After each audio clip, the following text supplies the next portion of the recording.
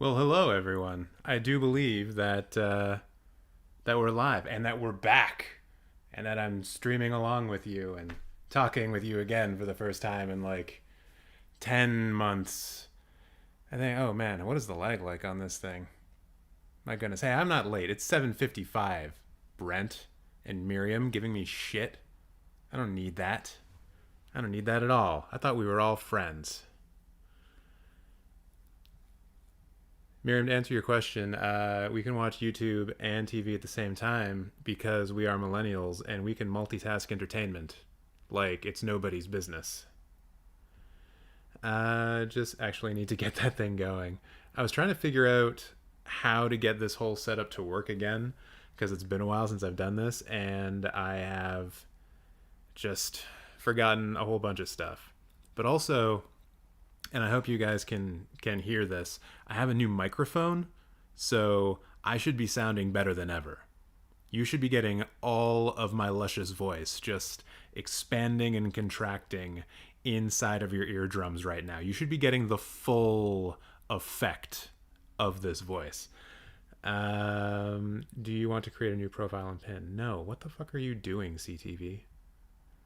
This is a great example, and I know none of you can actually see what I'm doing right now, but this is a great example as to why people don't watch TV on the internet, because they're like, hey, choose a nickname so you can, watch TV, and it's like, remember that one time when you were watching TV in the 70s and you clicked over on cable to HBO, and it was like, oh, you want to watch this really cool thing? You got to create a profile first. Ridiculous. Absolutely ridiculous. I also apologize that I'm not responding to the chat if anyone is saying anything in the chat because I'm not currently looking at the chat. I'm trying to get this.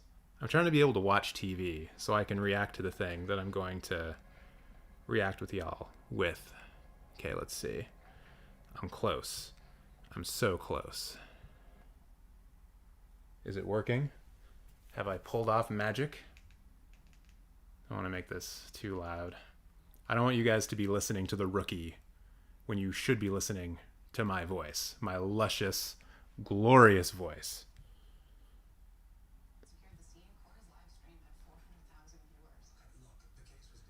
Yes. Wait, what do you mean it's not a good sound, Miriam? Yeah, you see, Brent knows. Brent knows what's up. He knows that it is excellent audio quality. And yes, Rocco is here. You can see his long body just hanging out. So I hope this kind of level works pretty well as far as the television. I don't know if I should be turning it up a lot louder so you guys can hear the audio on my stream, or if you're going to be watching it on your own. Let me know. I can do whatever. But I do also just want to say, and I'm going to say it with this lovely Moosehead beer, that it is so good to be back streaming again and to be back on this channel after a hiatus of what I think was about 10 months. So thank you all for joining me, and hopefully we're going to do a lot more of this stuff. I will say that when I figured out Saturday morning, that I was going to be able to come back and do this channel, I was going to go through this whole thing where I was going to like redesign the channel and like change a bunch of stuff and then put out a video. And then I realized that the Golden Globes were Sunday night, and I was like, well, to hell with all of that. I'm not going to redesign the channel in a weekend. I'm going to go live and do the Golden Globes, and then, in a couple of weeks there'll be some new content coming out on the channel. Plus there's going to be live streams for Oscar nominations, live stream for the Oscars, live stream for the Independent Spirit Awards. We're doing all that stuff. And it kind of felt fitting that I could actually come back with the Golden Globes, since we all know that they're kind of terrible. And but it also gives us a good way to talk about the films that are in the awards season race thingamajig. I admit that I have seen very, very few of the films nominated. Excuse me. I've seen very, very few of the films nominated tonight.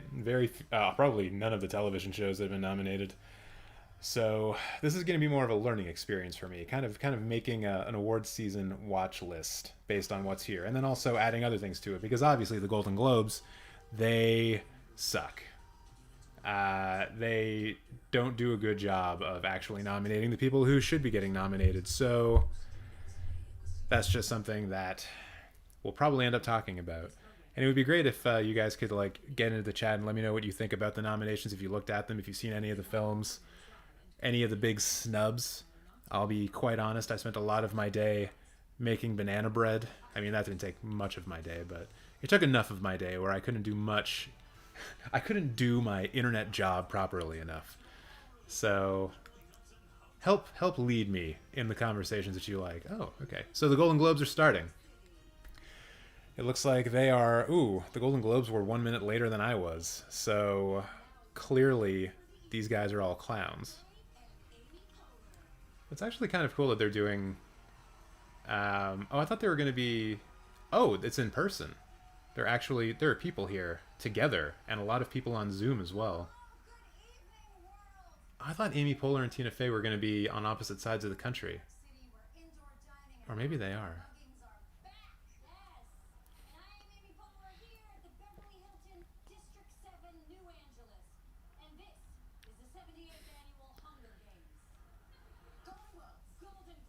Maybe these should be the Hunger Games. Would that make them more appealing? Oh no, they are in different places. It's just like a funny split screen that they're doing.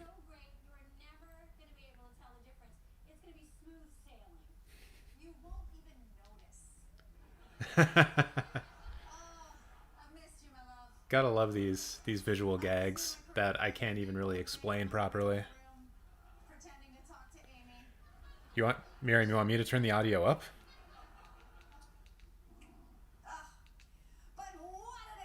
Can you even hear that? All the big blockbuster movies that came out of this year are nominated. Parts of a Lady, Irish Night, Mauricio's Dell, Day Planner, Gronk, Ali G Goes to Chicago.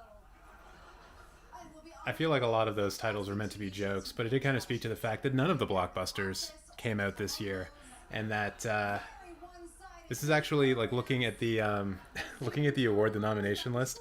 It really speaks to just how few films actually came out this year. My TV is audible, but is it like way too much? Are the levels good? Is Tina Fey overpowering me?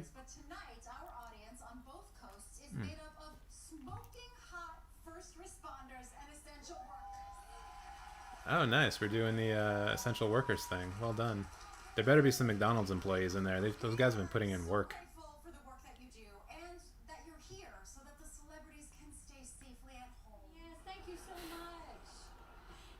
We know that you've seen a lot of crazy stuff at your job this year, but you have not seen the kind of stuff that we've seen at previous Golden Globes.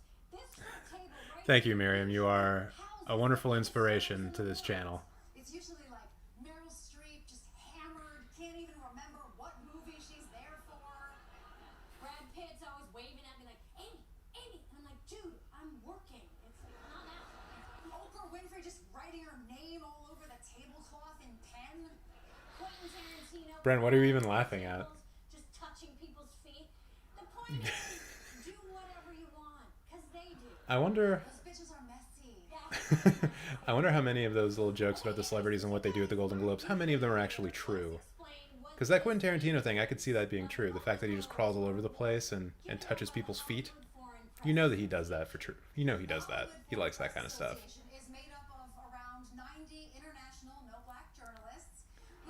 Ooh, thank you, Tina Fey.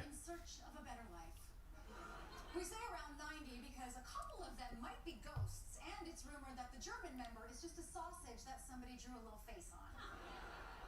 At the Golden Globes, we give out awards for movies and TV, but I mean, it's hard to tell them apart this year because movie theaters were closed and we watched everything on our phones. So you may be confused which nominees count as movies and which are considered TV. Now, TV is the one that I watch 5 hours straight, but a movie is the one that I don't turn on because it's 2 hours.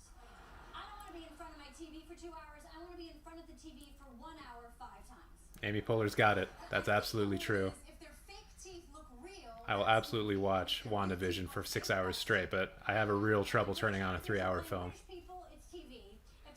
Hey, we've got 11 concurrent viewers. Welcome, everyone. This is the comeback of Cinematech. We're starting all over again, but not exactly from scratch. If you're new here, get in the chat, say hello. Got lots of people for you to chat to, maybe. More than we usually do. This is actually kind of, I mean, it's more than I was expecting. The thumbnail of my face looking ridiculous must really have drawn you all in.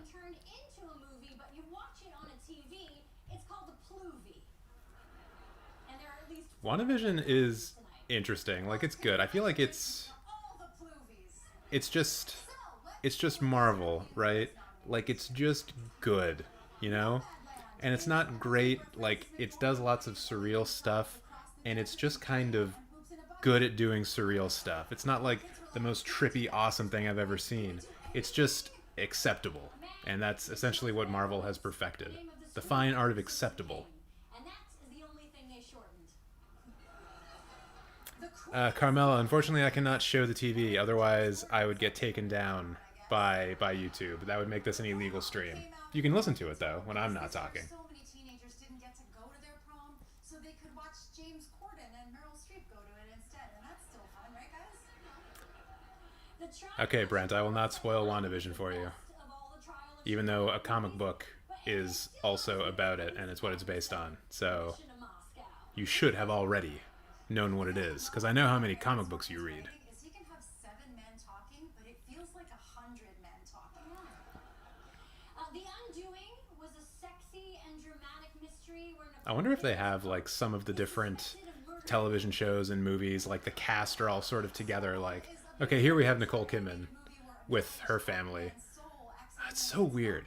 What must it have been like for these celebrities to, like, get entirely dressed up, put on all of this makeup, and then sit down in front of a 720p webcam to be broadcast on television?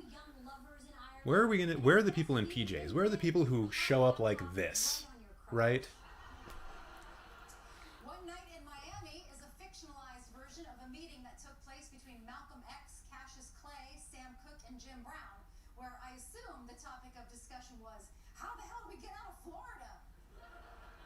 Speaking of One Night in Miami, there are great directors nominated tonight. Regina King for One Night in Miami, Chloe Zhao for Nomadland, Emerald Fennell for Promising Young Woman, and 2 other people, but we're out of time.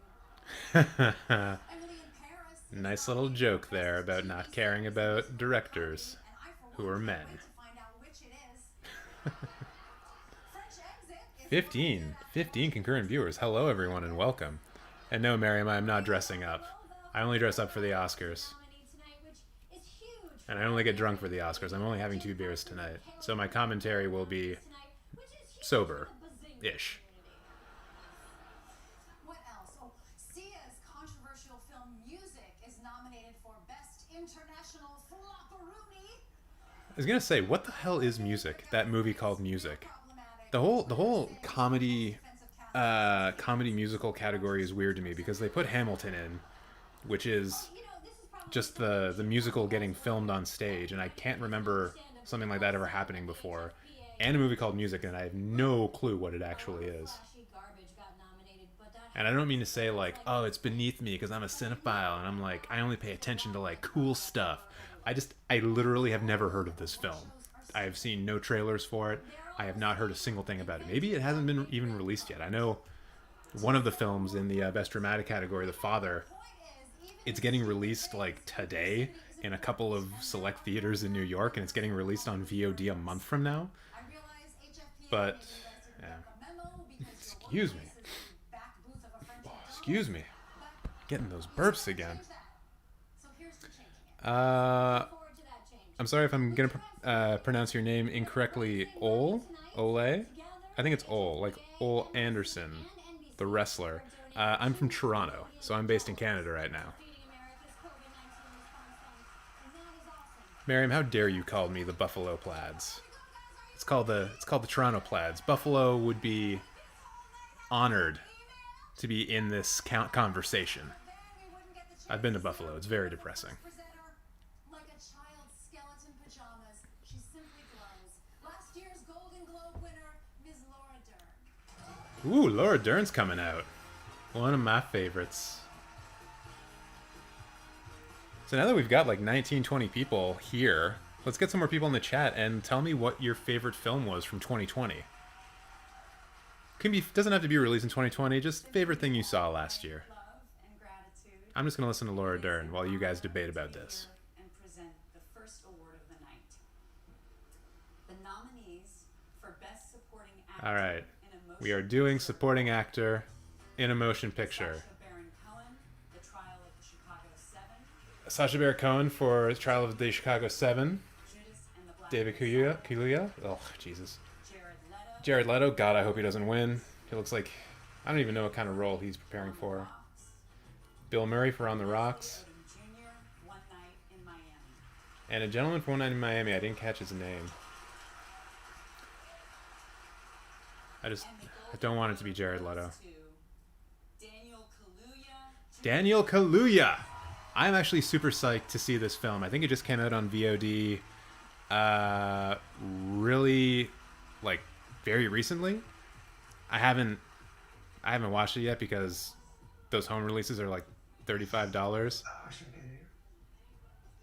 Oh no. So they're doing, everyone's like, all the nominees were in their own Zoom things, and David Kaluuya, I think he may have had his Zoom muted or something like that. As you can see, we unfortunately have a bad connection. That wasn't a bad connection. He was on mute. Technical problem, and send all of our congratulations to Daniel on his Golden Globe win. Yes. Well done. Well done. You mean Bad Boys for Life, the Bad Boys for Life, the highest grossing film of 2020? I think it beat Tenet, didn't it? I'll say that I like to spend the HFDA because I can live. I spend my mum, my sister, my niece, love, my friends back home, London town, what's happening. I wonder how many people are realizing for the first time that David Kaluuya is British. If this was the first time that they've ever heard him speak without an American accent. I like to thank, it takes a village to raise a film. So I like to thank our leader, our general, Shaka King, for your vision and for your collaboration. For those of you who haven't been here a while, you may occasionally see me reach over and pet this like black fur thing right here.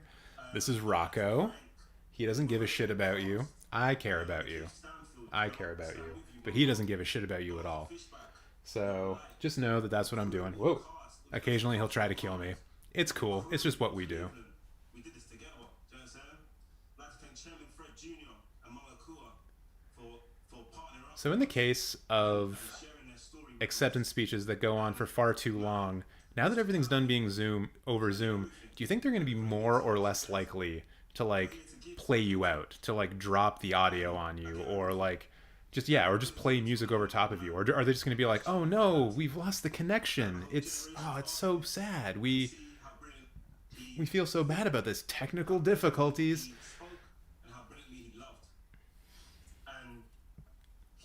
Miriam, what's awkward? Am I being awkward?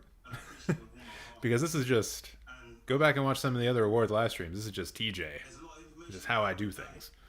I hope you people out there will grow and learn about how incredibly he lived. Thank you so much for this honor, and thank you everyone out there. Do you know what I mean? Yeah, you're probably right, Brent.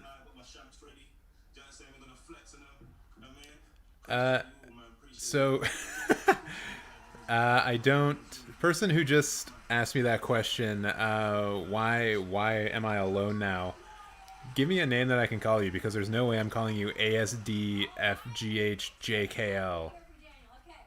I'm sorry if that's your actual name, but I'm not doing that. And I'm just here by myself, you know? You may be referring to last year when I was here with my girlfriend. We are no longer together, so it's just me and the cat. Good evening. To make sure we follow health and safety protocols, most of the trophies normally given to our winners in person will be delivered to them safely in the near future. In addition, finding out that they're sending the they're sending the awards by mail. Thank you for telling me this. This is information that I needed to know. Safety protocols. And now, it's time for our next award. Here are the nominees for Best Performance by an Actor in a Television All right, actor, television supporting role. John Boyega, small actor. Oh, John Boyega's nominated. Yo, give him an award. Brendan Gleeson, Oh, Brendan Gleeson's pretty sick too. I like him. Daniel Levy, Schitt's Daniel Levy! Schitt's Creek coming for all the awards tonight, even though I've never seen it. Jim Parsons. Donald Sutherland, Yo, Donald Sutherland is looking and the Golden a little Globe thin. goes to John Boyega. John Boyega. No way. I'm shocked. That random stormtrooper got an award. You know what? Life balance. Let me just say what I've got to say. Thank you so much to the HFPA for this opportunity. Oh, Rehan. Yo, yeah. I remember you, dude. Yeah, you know what? Good to see you. Good to see you. Where you just, You don't have to come back with your main account. I can remember if you just want to keep using this one. I'm in Balenciagas, guys. Like, I've got tracking bottoms on my bottoms and I'm comfortable, but this is exciting. So I want to Oh, thank you very much. I hope I'm saying your name correctly. But yeah, I mean, I'm mostly a nice person. Try to steal my guitar, even though I don't own one anymore. You'll find out I'm not so nice. you have done for a lot of young people in the UK. London stand up. I'm absolutely shocked. I don't even know what to say, but thank you so much. It's kind of amazing the way that the format and the language that award shows use is so ingrained in how they do things that even though they're doing things over Zoom now, it's still the same. So like when someone's giving their acceptance speech, they're still cutting to like one of the other Zoom of the nominees. We see him attempt to make sense of this And changing it just circumstances. seems unnecessary. Like Loved ones. there's so much low quality video. Like you guys are already watching low quality video. I'm gonna have to improve this. I'm not a big fan of this camera and how it's working right now. The father. You see, the situation is very simple. All right, so now we're seeing The Father, motion picture drama. Everything is I really wish I'd had a chance to see this. It looks kind of interesting. Maybe a chance for Sir Anthony Hopkins to get another Oscar. she's cooking up against me, but she's cooking. It's also got Olivia Colman in it, and I think she's nominated for a few things tonight. She's had a pretty good year. Here's my flag. What's going on here? Miriam saying I'm cruel. This program is brought to you in part by L'Oreal. Yeah, Plus Revive, can be. the #1 serum We're all in humans. Canada. We're all capable of cruelty. You could even say that I'm All heard at least. a cruel devil, But do you really right? Like Cruella DeVille, that Disney movie. I'm actually Emma Stone, and this is my greatest performance. daughters, sisters take together so we can stay Oh, 2 p.m. in the afternoon. That must be kind of nice. It's what time is it right now? It's like 20 after 8 o'clock at night in Toronto right now. So night has fallen. The city is all lit up. Looks kind of nice actually. We're a commercial right now. For anyone who's keeping score at home, that's one commercial break.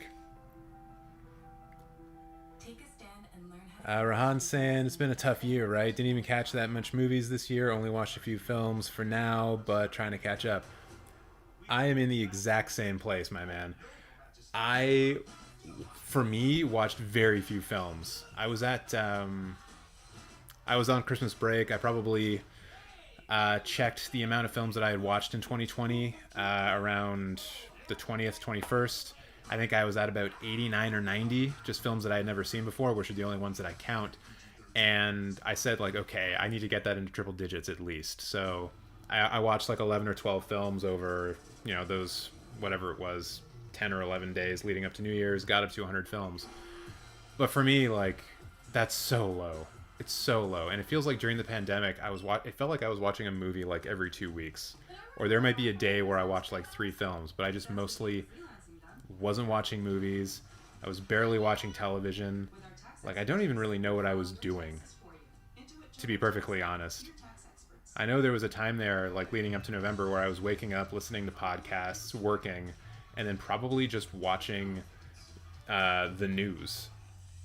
And I think maybe that was kind of a big part of it, like keeping up with vaccines and how they're all doing and being kind of obsessed with the situation that we're all going through and what we're dealing with and trying to just get a handle on it. And a lot of that took away from my movie watching time. I will say though that in Toronto we had our restrictions lessened I guess. So movie theaters were able to open up for a little bit of time, and that did kind of bring me back. You know, I realized that I really love seeing films in theaters, and you know, I have an okay setup here, and I'm hoping to improve it in the next few months, but nothing can beat the theater experience. So I think when I can actually start going back to theaters, the movie watching is going to go through the roof, going through the roof. Let's see. Oh my goodness, it seems like there's been some chatting going on. Marion was rooting for Dan Levy. So was I. I think he probably deserved it. He already won an Emmy though. So what does he need a Golden Globe for? Oh, it's 2 p.m. Oh, it's 2 a.m. where you are. Oh my goodness. That's quite early, actually. Bohemian 82, has the second award been announced yet? Yeah, that was... John Boyega won it. It was for supporting actor? Television? Yes, that's what it was. Ballistic Fox 27 asking, can I watch it anywhere? Has Joaquin Phoenix shown his face yet? I haven't seen Joaquin. As far as where you can watch it, I don't know. It kind of depends on where you are. I'm in Canada, so I'm able to watch it on CTV right now. I don't want to say you could probably find a pirate stream of it somewhere, so I won't. Bohemian 82 saying it's 1:19 a.m. here in England. My goodness, you guys are staying up late for this. I appreciate you, though, being here and sticking around. While you're here, if you can throw a like down there on the video, always appreciate that. And if you're new here as well, I've got, like, this is the first live stream I've done in like 10 months. I took this whole time off because obviously the pandemic was shit. But I have some older videos on here that I'm pretty proud of and that I really like. Basically just sort by the ones that have the highest view count, and that's the good stuff. But you know, welcome to the channel. Hopefully you'll come back, stick around, because there's going to be more content coming soon in the future. And now Christian Slater is here to grace us. Max White saying we can't watch the Golden Globes over in the UK. Really? Like no one's carrying it at all? That seems really strange. Brent saying you only watched 68 movies in 2020. Dude, that's a number you should be ashamed of. You should have watched one more. Alright, we're doing actress, TV series, musical, or comedy. Lily Collins, I can't believe Emily in Paris was nominated for anything. Like, I didn't watch it, but it was just such a meme right from the get-go. It didn't seem like there was any quality to it at all. Oh, Elle Fanning's nominated. Clearly I want her to win. Jane Levy, Zoe's Extraordinary Playlist. Don't know what that is. Catherine O'Hara! Catherine! It'd be great if it was Catherine, actually. Elle Fanning can't win everything. Woo! Catherine O'Hara, baby! Miriam, I'm only going to guess that your retracted message was about hating Elle Fanning. Oh my god, the audio there is terrible for Catherine.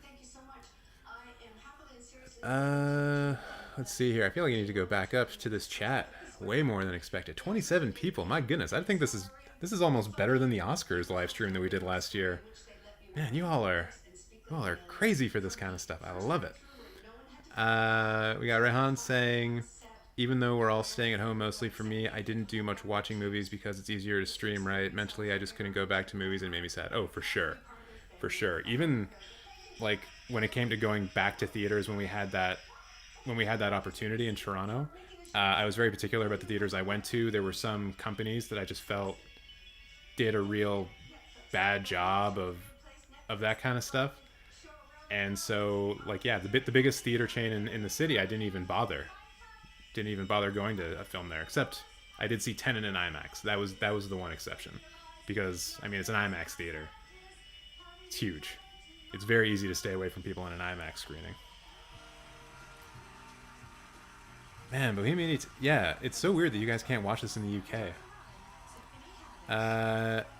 Eligila, I'm not sure where you can watch it. Depends on where you are in the world. If you're in Canada, it's on CTV. I think in the United States it's on NBC. Aside from that, I don't really know. Maslow's saying the Twitter Golden Globes has blocked it for the UK and Europe. Oh, that's pretty bad. I mean, definitely don't find a pirate stream of it. Don't do that. Rahan saying it's 8 a.m. here, and I'm preparing to go to work. Oh my goodness. Might skip this for 45 minutes because I'll drive in that moment. Be back later. All right, dude. Have a good one if I don't see you. Max White saying every live stream showing it is getting taken down. Yeah, that's why I'm not showing it. It's gonna kill. It's gonna kill so many people if they actually show it. Miriam saying Emily in Paris is sour cream. I'll take that as a criticism.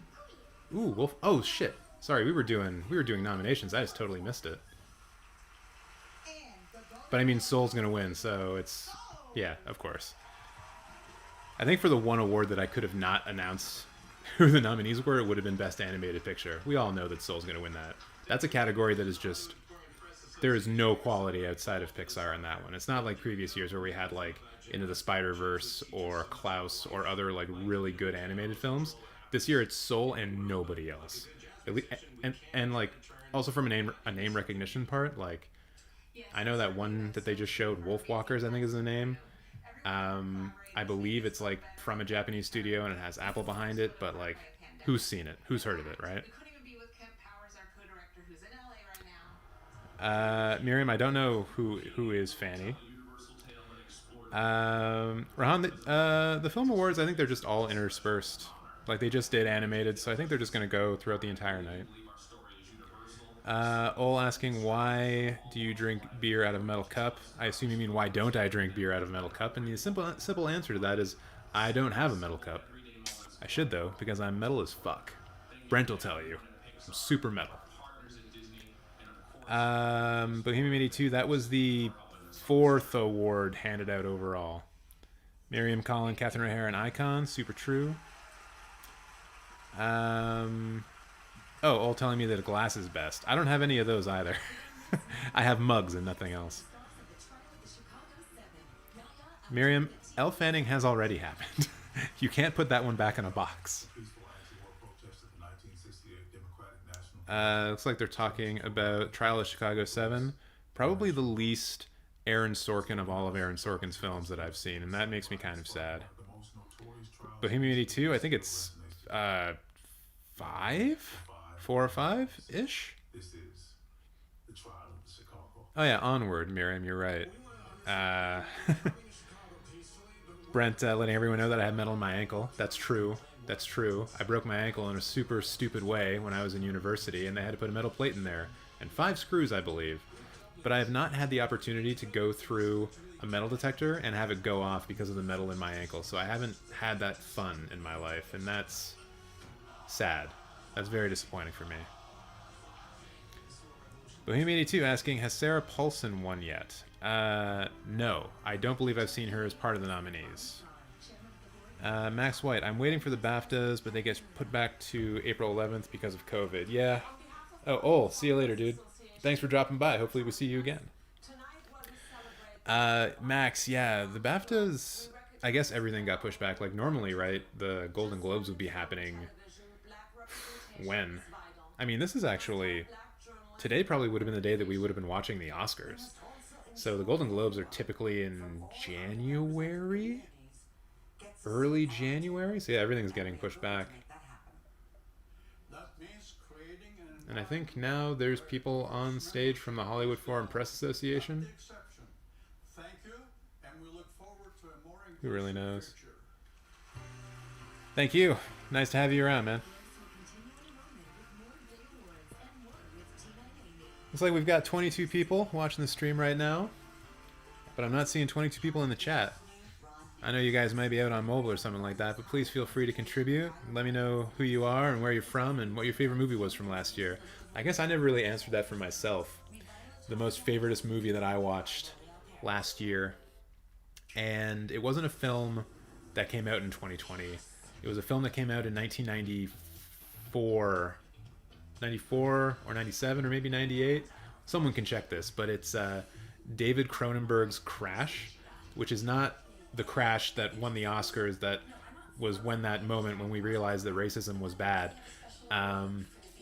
David Cronenberg's Crash came out first, and it's a movie about people who get into car crashes and are sexually aroused by it, it is, I mean, it's definitely not something you should watch with your parents. Like, even if your parents are cool as fuck, don't watch this with them. But I really enjoyed that. It was such a revelation in terms of like David Cronenberg's entire filmography, because I know his early stuff pretty well and I know his recent stuff really well. The 90s for David Cronenberg are very nebulous to me. Like, I don't really know what they are. And I think Crash may have been the first film from like his 90s stuff that I've actually watched.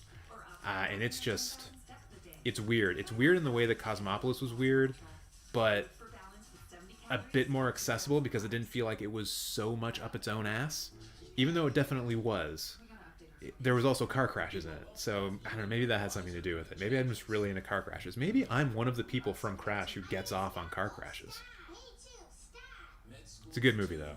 Really enjoyed that, and I saw it in a theater. It was the 4K restoration of it. Mwah, beautiful, beautiful. Brent, 1996. Good man. Good man. Mazel's saying they watched the Grand Budapest Hotel the other day and really liked it, so that was fun. Yeah, that's a good flick. I really enjoyed that as well.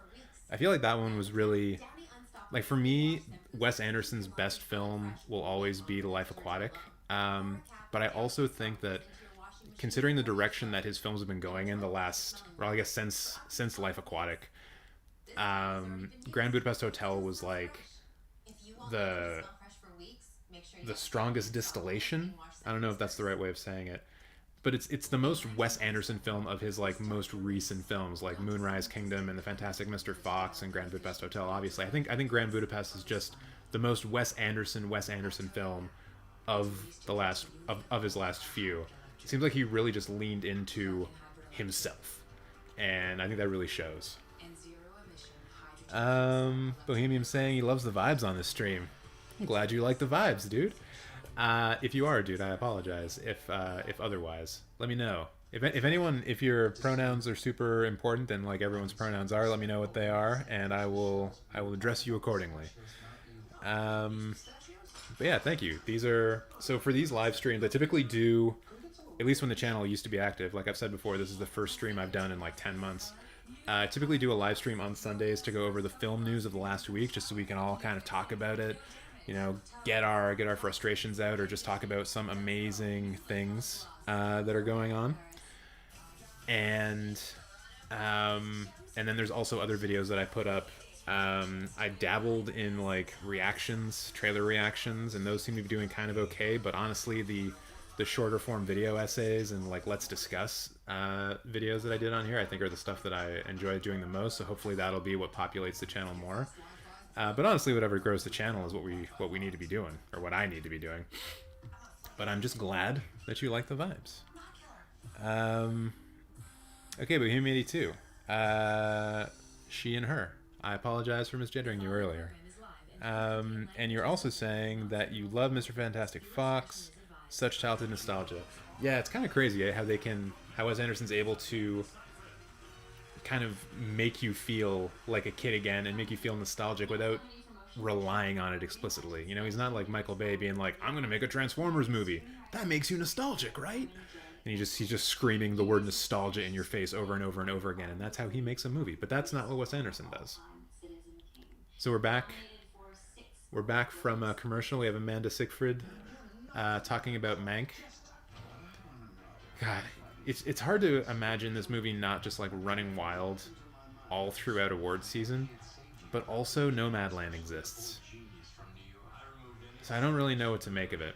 It's really difficult to pin down like how well Mank will do in awards season. If you guys have seen it, let me know, and let me know what you thought about it, because I felt very meh about it, honestly. Like, even as far as like David Fincher's filmography goes, it's probably bottom third, you know? Justin Theroux! Guys, Justin Theroux's here. I need to be alone. Look away. Look away. This category has a storied history with some of our greatest actors having won this award. Jack Lemmon, Al Pacino, Michael... So we're doing Justin Theroux, one of the most attractive men who's ever lived. Also kind of short, though. We're doing actor, limited series, anthology, TV series, or movie. Who's in this? Oh, Bryan Cranston. Oh yeah, Your Honor. Jeff Daniels. I hope he doesn't win for Comey. Hugh Grant for The Undoing. Ethan Hawke. I haven't even seen this, but I want Ethan Hawke to win so bad. Mark Ruffalo, you're cool, but you're not Ethan Hawke. Let's get some thumbs up for Ethan Hawke in here. Goes to Mark Ruffalo. Mark Ruffalo? That's not how you pronounce Ethan Hawke. But look at Ethan. He's so happy. He looks really young now, too. Dude, as soon as that guy shaves, he looks like he's like 10 years old. Ridiculous. Let's see. Miriam saying, I thought this was Jean Desjardins. What? Max saying, I'm wanting Celeste to win the music category for Trial of Chicago 7. Wait, that's not the French hardcore band Celeste, is it? No, it's definitely not. I wish it were, though. George C. Is that George, my childhood friend George? Because I know George C. I'm drinking Moosehead, my man. I don't even know if I'm allowed to be showing logos on this, but whatever. Legal's never going to watch this. We got Ella's saying, does anyone know where I can watch it other than NBC? It won't let me watch it on there. Can someone please help? I've been trying to find it for hours. Ella, I'm sorry. If you're in the United States, you're stuck with NBC. I assume it's one of those things where you need to have a cable package in order to actually watch it, which is super annoying. But I'm stuck with the same thing here in Canada, which is ridiculous because, like, if I had an antenna, I could watch CTV over the air for free and it would be no problem. But because I'm watching on the internet, I have to have a cable package for it. It's ridiculous. Miriam saying Mark Ruffalo happened. Yeah, Mark Ruffalo. Mark Ruffalo always happens. Although Zodiac's pretty good. He's good in that. Bohemian 82. That's not how you pronounce Ethan Hawke. I know, right? It's weird how people keep mispronouncing Ethan Hawke's name. They keep giving awards to other people who are not Ethan Hawke. I don't get it. George, it is you. Yeah, what are you drinking, dude? You let me know. Are you at work right now? Are you watching at home? We got Max saying no. It's a really good female solo artist from the UK. All right. I'll have to check them out. But if they weren't releasing records like in 2007, then I'm sorry to say that your girl is ripping off an incredible French hardcore band called Celeste.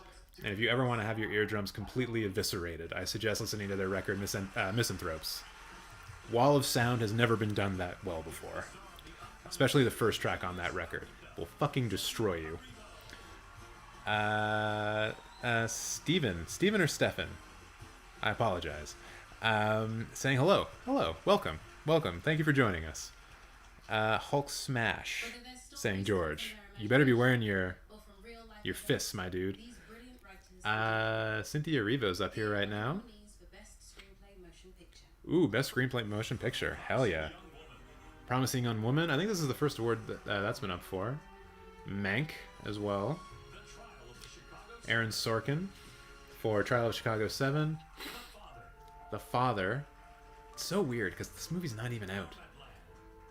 And Nomadland for Chloe Zhao. Once again, hope I pronounced that correctly. Tell me, Cynthia Erivo. Oh, Aaron Sorkin. Hooray! This is something that I hate about award shows. When, like, Aaron Sorkin, killing it for years, has been writing incredible films for like decades at this point, plus The West Wing, did really good television, and then he wins an award for probably his weakest effort. Hate that shit. Steven, thank you. I will not mispronounce your name again. Brent asking me if I've seen Dark Waters. Yes, I did see Dark Waters, and Ruffalo was good in that. I'd have no other opinions about that film, though. If you hadn't brought it up, I probably never would have thought about it ever again in my life. George saying he's just at home, wanted to stop by and support this great channel. Well, thank you. I will take your endorsement, even though I've known you for like 25 years. Actually, no. All positive opinions are good opinions. I like them all. I will take all of them. Max asking for opinions on the Sia controversy. What is the Sia controversy? I've been a bit out of the loop on things like this. I actually, after the American election in November, I unfollowed every single news organization that I was following on Twitter, so I just only follow like people now instead of organizations.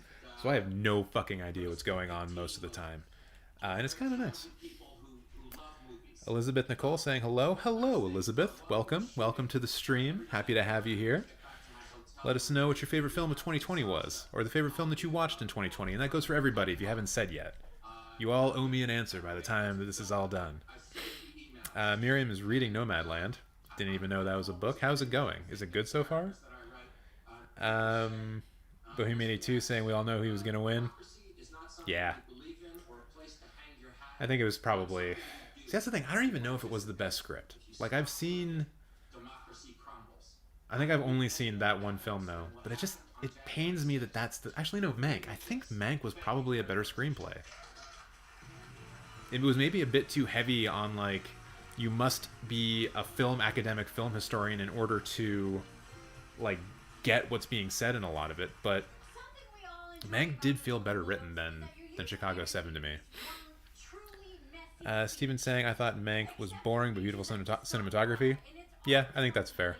I think Mank really, really relied on you having some kind of connection to that era. Like, if Citizen Kane's your favorite movie, you're probably really going to like Mank. If you are like me and you watch a lot of films still from like the 30s and 40s, especially Hollywood films,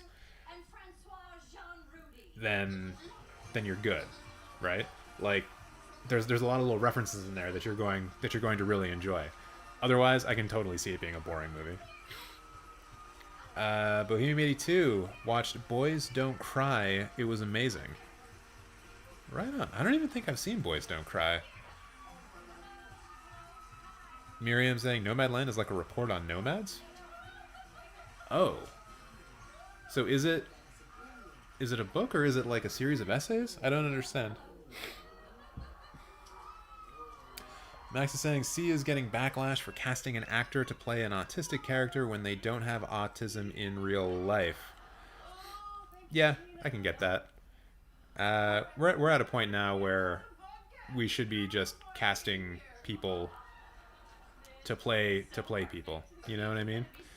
Like, especially after a film like The Peanut Butter Falcon, where I believe the actor has Down syndrome, although I'm not entirely sure if it's the right one, but he did a really great job, you know, and casting someone who didn't and putting makeup on them, that would have been ridiculous. That would have just been silly. Miriam's saying that not sure why she's reading Nomadland, but it's like Mad Max? Really? Nomadland is like Mad Max? The trailers do not look like Mad Max. There is no one in underwear playing a flaming bass guitar with giant speakers behind them. I think we're watching different movies. Steven's saying his favorite film in 2020 was Pieces of a Woman. I saw the premiere of that at TIFF because the TIFF festival actually went forward this year with like 50 films, and that was one of the ones I was able to see. I really loved Vanessa Kirby in that film, but almost everything else I was pretty meh on. And I think that's kind of reflected by, like, I don't know what the Academy Awards are going to say about it, but even at the Golden Globes, I believe Vanessa Kirby is the only nomination that film has. But like, that movie's definitely worth watching, especially for the first like 30 minutes. That whole one take, really, really well done. Like, I was sold on that movie for the first 30 minutes. I was so into it, and then it just kind of fell apart for me. I don't know, but Vanessa Kirby was pretty good all throughout. Just teasers. Oh, I do believe that is my other old friend Joshua. Hello, Joshua. Just finished work. Good to see you, my dude. Good to see you as well. Isn't it strange that in the wonderful world of COVID, this is how we hang out with our friends now, is when I live stream and don't even pay attention to the Golden Globes because they're doing some kind of comedy bit. And I just don't want to, you know, be sitting here listening to a comedy bit when I can be talking to y'all. Bohemian 82 saying they love that film. Piece of a Woman, I assume you're talking about still? Yeah. Or wait. Who said... Oh, Steven was talking about Pieces of a Woman. True. I got a cat right here, by the way. Just gonna scratch his ears because I have to. Yeah, I think Brent just said Josh out loud. For all of you guys, the 19 of you, so I guess the 15 of you who are not my closest and oldest friends, we've got 3 of them. We've got 3 of them in the chat right now, George, Josh, and Brent. And we actually have a group chat together, but we've foregone that for the evening and have decided to all hang out in the chat here. So, you know, just bros helping bros, getting that watch time up. George saying he didn't know that I had a co-host. I always have a co-host. Really, this is his show, and he's just letting me host for him because he's had a long day. He's been napping a lot, but not like napping the way that he likes to nap. It's been a lot of time spent in the laundry basket, and like he likes it, but it's not his favorite place to go, you know? Right, Paul? Yeah, you like the couch, don't you? Oh, that big kitty. Nina asking, did Sarah win yet or not? I still haven't seen her nominated for anything, so no. I'm not even sure what category she's in. Oh, for Nurse Ratched? Is that what you're asking about? No, she would be what? Best Actress in a Limited Series? So no, we haven't done that one yet. Bohemian saying, it's your cat's world and we're just living in it? Yeah, absolutely. It's really nice of him to actually let me live here. Even though I pay all the bills, it's super nice of him to allow me to live in his apartment. Also, for other people who are going to be in the chat, if you notice Just Teaser's Bone Snap or George just throwing out random references to aliens, this is what they do. It's what we do. Let's see. I've been kind of jumping around in the chat, so I'm a little lost right now. Miriam saying, I'm your oldest friend. Why am I excluded from the group chat? Miriam, I've known you for like 2 years. I have known Brent for 30 in a row. Oh man, Brent, I got an idea. When we've been friends for 37 years, we should watch Clerks. So then when they talk about sucking 37 dicks in a row, we can be like, that's the same amount of years we've known each other. And then that'll be the only funny thing that happens. I don't even think Clerks is funny to me anymore. I've seen it so many times. Josh. I'm not going to quote all of the Transformers animated film on live stream. Although, you know what? If I had kept this channel going all throughout COVID, that very easily could have been like a kind of charity live stream I could have done where I try to just, from memory, do the entire Transformers animated film. And just try to raise money with that. God damn it. In the future, when this channel's monetized, I'm gonna look into that. Max asking, how long is this award show? I mean, Golden Globes has a lot of awards. The way they're going through it, I'm gonna guess it's 3 to 3.5 hours. They probably wanted it over by 11, but considering the Zoom shenanigans and everything like that, who knows? Could go a bit longer. Although it seems like they're not really doing musical performances or anything else on top of it, so maybe we'll be all right. Brent saying he likes my idea. Good. Clerk's idea. George saying, is that you, Megatron? Here's a hint. Oh, maybe one of my favorite film moments ever. If you guys really want to get into my head, understand me from a film perspective, go check out the YouTube clip Death of Starscream. God, it's so good. It's so good.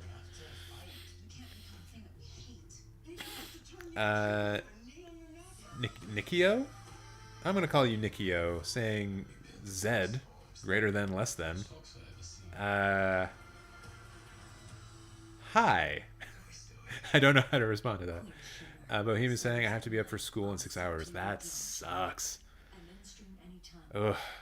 I do not envy you at all. Although going to school would actually be kind of alright, as opposed to going to work. School is usually a lot more fun than work, you know? Mostly because you can not show up and it's fine. I can't do that with work. Josh, what did you mean the co-hosting show titled Red and Black? I don't know what that means. I don't know what that means at all. Hey, we're back from commercial. Pretty damn funny.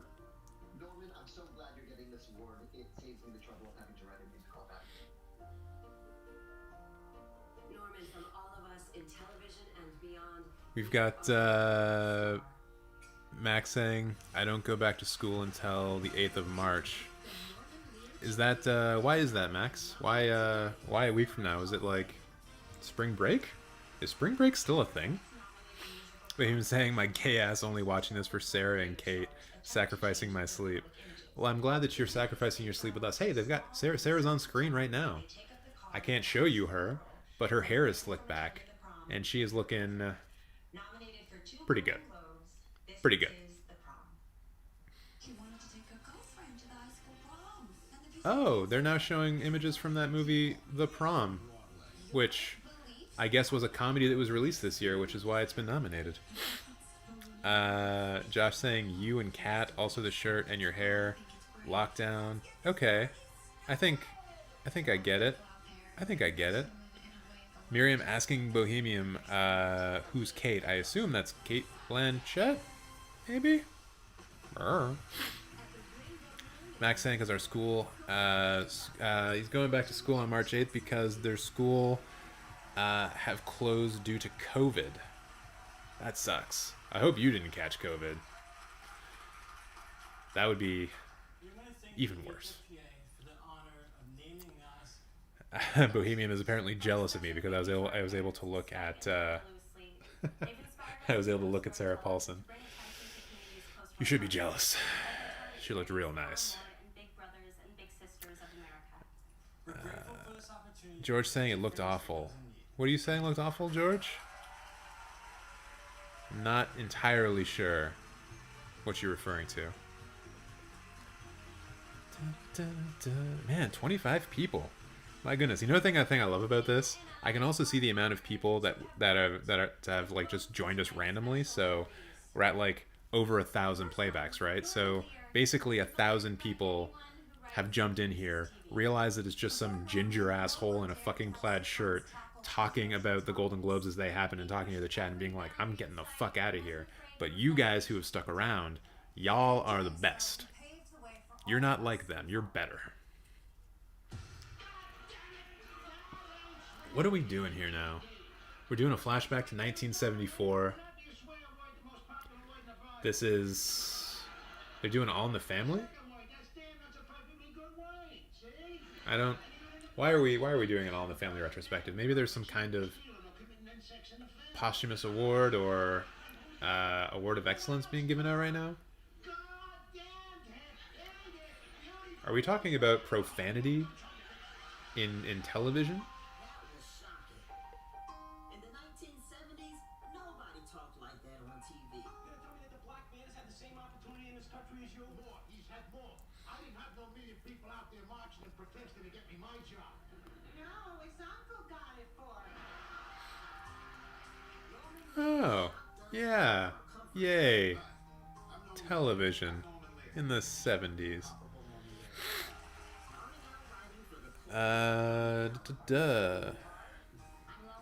You got Josh saying, gotta bounce, TTC time. See you in the group chat.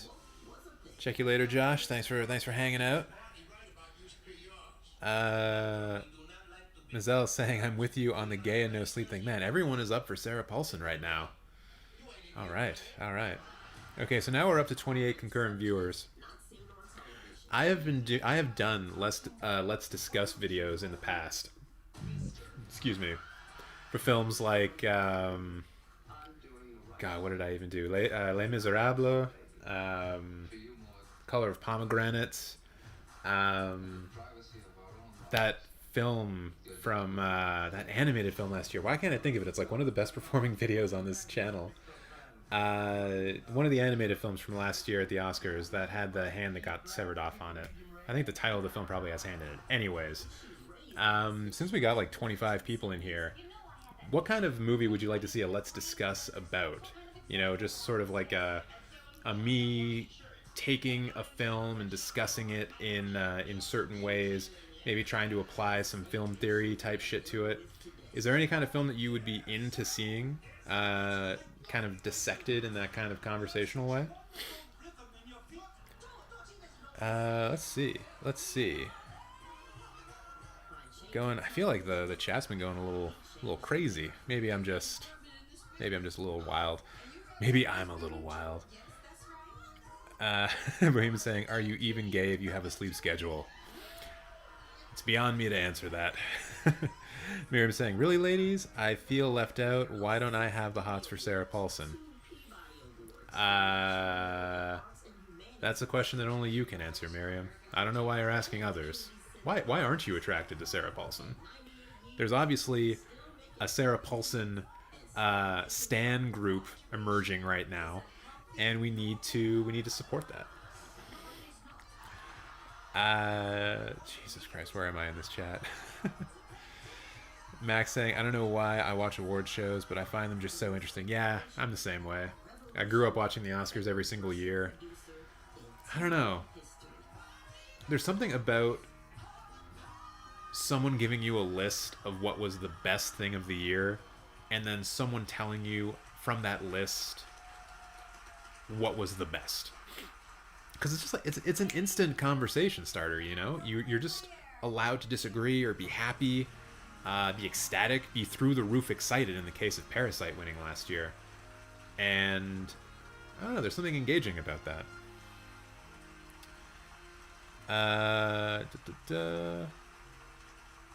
We got Andreas. What's up, my man? I'm sorry if I'm pronouncing your name incorrectly. I think it's Andreas, right? Or is it Andre? Remind me in the chat. It's been a while since we've hung out in person, and I can't remember. I apologize. He's saying that he doesn't have access to watch the Globes, but here, going live through this. I appreciate that. Welcome. Miriam, Lost My Body. Thank you. Yes, that's a good movie. Yeah, going back to that, if you guys want to have like a let's discuss video on this channel about any film in particular, let me know. You know, you can comment on one of the videos. You can tell me right now. I would love to do more stuff like that. Nina's saying Sarah is all of the heart emojis. That is quite a lot of hearts. Robeck asking, is it already over? Am I late? No, it's still going on. I can't actually show the video of it. You can probably hear the audio of it a little bit in the background, but I'm talking over it because I'm more important than the Golden Globes. And I think it would be a lot more entertaining to just listen to me talk than just watch me stare at my own television. I don't do those kinds of reactions. I put in the work. Bohemian saying, I think the love of Sarah Paulson stems from being gay and having mommy issues. Good to know. And Mazelle's saying exactly to Nina and her cavalcade of hearts. Can we just have like just a loving moment for the word cavalcade?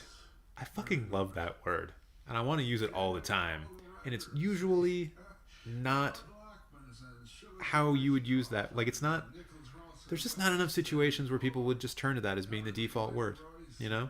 Cavalcade. It's so good. Max saying, no matter the award show, BAFTAs, Golden Globes, Grammys, just love them. Yep. We got Bohemian agreeing with Nina and the cavalcade of hearts again. Miriam saying, I think Sarah Paulson has mommy issues. Her girlfriend is 70. Is she really? How old is Sarah Paulson? I just saw her in an image and I wouldn't be able to guess at her age because being a rich celebrity like makes you look younger. I could be older than Sarah Paulson and I wouldn't even like, that's probably true actually.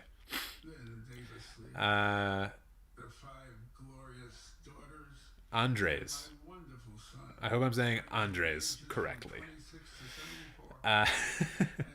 So Andres saying, I know it's okay, pronounce it Andres. Okay, cool. I'll try. I'll do my best. We've got Nina and Bohemian laughing themselves silly. I can only imagine why. Miriam saying, cavalcade, thank you. We're bringing it back. We're rescuing the English language. One ridiculous word at a time. Bohemian saying she looks like got a lot of people telling me that Sarah Paulson is 45, 46. And Andre is saying that Holland Taylor is Sarah Paulson's girlfriend, and she is 78, which, if I'm doing my math correctly, is about 3 decades different. That's too much. I know love is love and age is only a number, but if I ever date someone who is 6 years old right now, but like 30 years in the future, just hit me with a baseball bat. My life is over. I could not bear that kind of that ridiculous. I know that we are standing Sarah Paulson really hard right now, but that is a big old difference. Bohemian's saying that she's not Sarah Paulson's type. What makes you say that? Like, just because you're not 78? Because that could be, as I said, age is just a number. So you could in fact be Sarah Paulson's type. You know? And maybe, and this is a very morbid thing to say, but maybe time is on your side. If you know what I mean. Maybe. Nina's saying that they're so cute together. Okay. I won't say anything cruel about them moving forward. It's just that is a hefty age difference. Miriam, I am here to give girl advice, if nothing else. This is actually not even a Golden Globes reaction video. This is just me getting on my pedestal and telling women how they should act. That's just what this channel is really all about. Being hyper misogynistic. Can't even say it without laughing. I also dread in these cases when I say something like that, the lag that happens between when I say something and when it happens on the stream. So I'm like nervously looking over the chat being like, are they going to know that I was kidding about being a misogynist? Are my concurrent viewers going to go way, way, way down?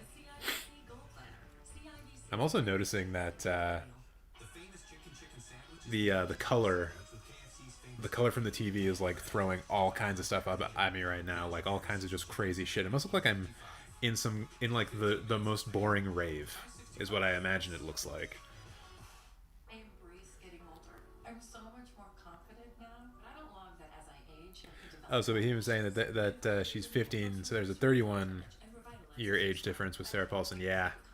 Yeah, so maybe in the future you will be the Sarah Paulson of the relationship. It's possible. It's very possible.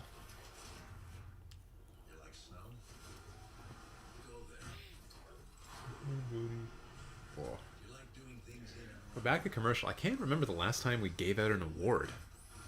I thought we were supposed to be giving out awards at this award show. My goodness.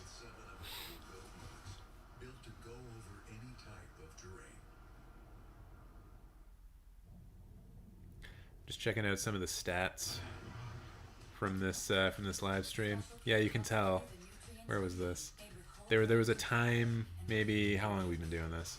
About 20 minutes when the plays went like way up, so it was definitely a lot of people searching for Golden Globes and trying to find it. And then they all went away. So Brent, I believe way back you asked me what my favorite movie released in 2020 was, and I didn't answer. And I didn't answer because I honestly need to look at a list. Otherwise, I won't be able to respond to that question. So I'm actually going to look at my list of films that I actually watched in 2020. Gotta get to my Letterboxd. By the way, I haven't mentioned this at all. But I have those two socials on screen right now for Letterboxd and Twitter. Feel free to follow me on either. Letterboxd is fun because I write extraordinarily short and what I believe are witty reviews of the films that I watch when I watch them. I just watched Psycho Goreman before coming on the stream, so I need to give a witty review about that. I still haven't decided on what it's going to be, but probably something like the Power Rangers that I wanted as an adult. I don't know. I don't really know what to say about that movie, except that you all should go see it.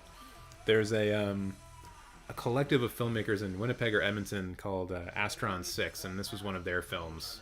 or at least adjacent to them. Like, it had a lot of their people in it. And they've just been getting progressively better and better and better. And Psycho Goreman was great. It's about a big demon-type dude who gets controlled by an 11-year-old brat. And lots of great creature effects in it, you know? Lots of great gore, as you can expect from a movie called Psycho Goreman. Super good. Super good. So let's see. Cinematheque. Diary. Do do do do do do do do do do do do do. Hey, it's Salma Hayek. How? I know that I could just say this out loud and you guys would tell me in the chat, but how old is Salma Hayek? She looks incredible. It's amazing. Being rich is so great. So yeah, I'll go through the 2020 films that I watched after this award that they're giving out is over, because I must pay attention to Salma Hayek. Unless they're not actually doing an award. Okay, no. Oh wait, we're doing Best Motion Picture Drama? Oh wait, no, they're fucking queuing it up. These assholes. Hey, Andrew's here. What's up, my dude? Everyone, you just saw Dr. Erdrew in the chat. He has an incredible channel where he does dissections of horror films. Excellent, excellent work. Kind of stuff that I wish I was talented enough to do. Instead, I just do videos of me talking straight into a camera because that's about the best I can do. He's a fucking editor. He can do great shit. Go check his shit out for sure. And when I say shit, I don't mean it in a pejorative way. It's actually really great. I just swear a lot for no reason. So let's see. I feel like I missed a lot here in the chat. Bohemian's just asking how everyone's doing today. I appreciate that. Andre saying, I keep trying to update the Globe's Twitter, and it shouldn't take this long for awards. Yeah, it probably should be a lot better. Nina saying she's good. Good to hear. Max saying most of the people searching for the Golden Globes are probs people from the UK. Oh, actually, yeah, because they can't actually watch it. This is great. We got Nina and Bohemian talking to each other. We're forming the community. We're building up the Cinematheque community. It's what I love. A lot of the idea for this. Oh shit, we're doing awards. Lena, Sarah Paulson. This is the one. This is a Sarah Paulson one. I just got it at the end. And the Golden Globe goes to Emma Corrin, The Crown. Y'all, I'm sorry to say that Sarah Paulson did not win, but she's taken it like a champ. She is through the roof excited for the person who won. She is dancing. She is going back and forth. She is bobbing her head. I wish I could bring that kind of energy anywhere I go, but I can't because I'm boring. And now the person who won is attempting to speak, but is having a bit of trouble with it. I'm so sorry, Sarah Paulson fans. Sorry, Nina and Bohemian and everyone else. We tried. We tried our best. I got Andre saying PG is lovely. Hell yeah. Thank you so much to my incredible team as well. All of you, I don't know where I'd be without you, and Maya, it is such an Wait, what do I have to guess? my agent and also one of my best friends. Wait, was there a question? Thank you, and most of all, thank you so much to Diana. You have taught me compassion and empathy beyond any measure that I could ever imagine. And Oh wait, Andres, are you talking about my favorite movie of 2020? I don't know what's going on. I'm so lost. This half beer I've had has really gone to my head. Miriam calling me an ageist? Yeah, probably. Brett saying I'm really making him wait. I know.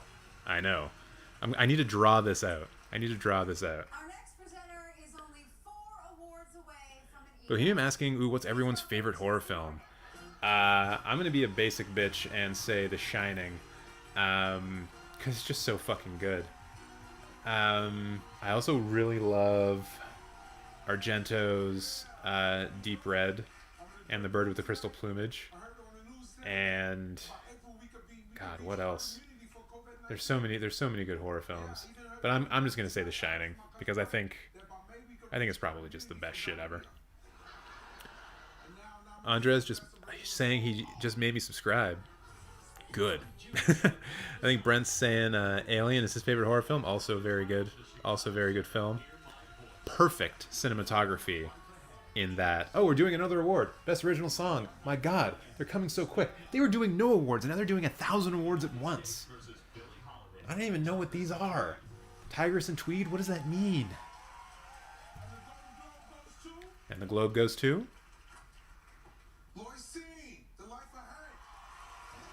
I'm not entirely sure.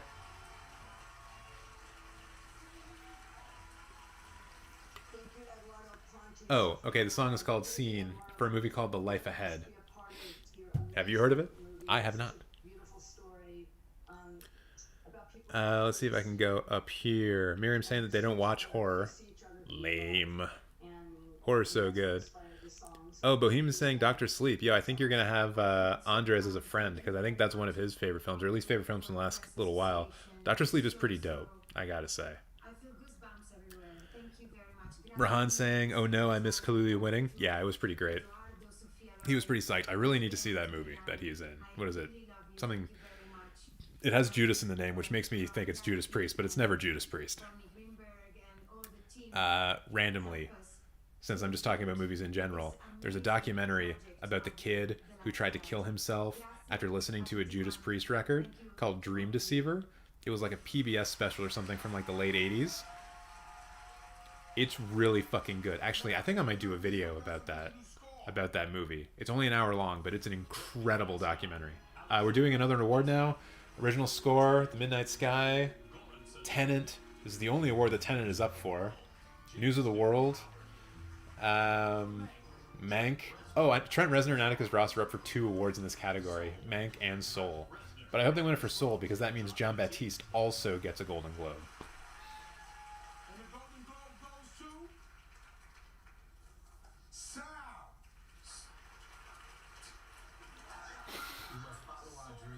Tracy Morgan fucked up.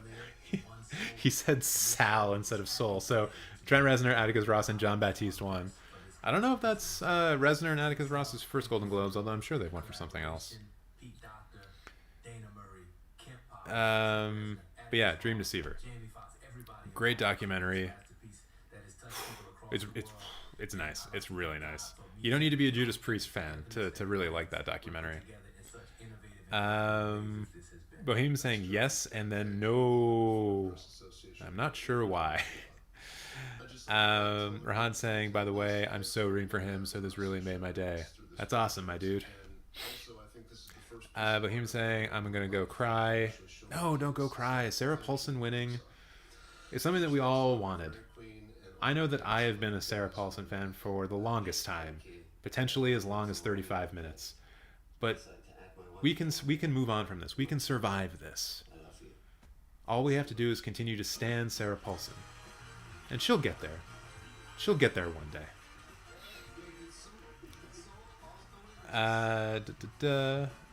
Bohemian saying, still have faith in Kate and Helena. It's okay. Keep that energy going.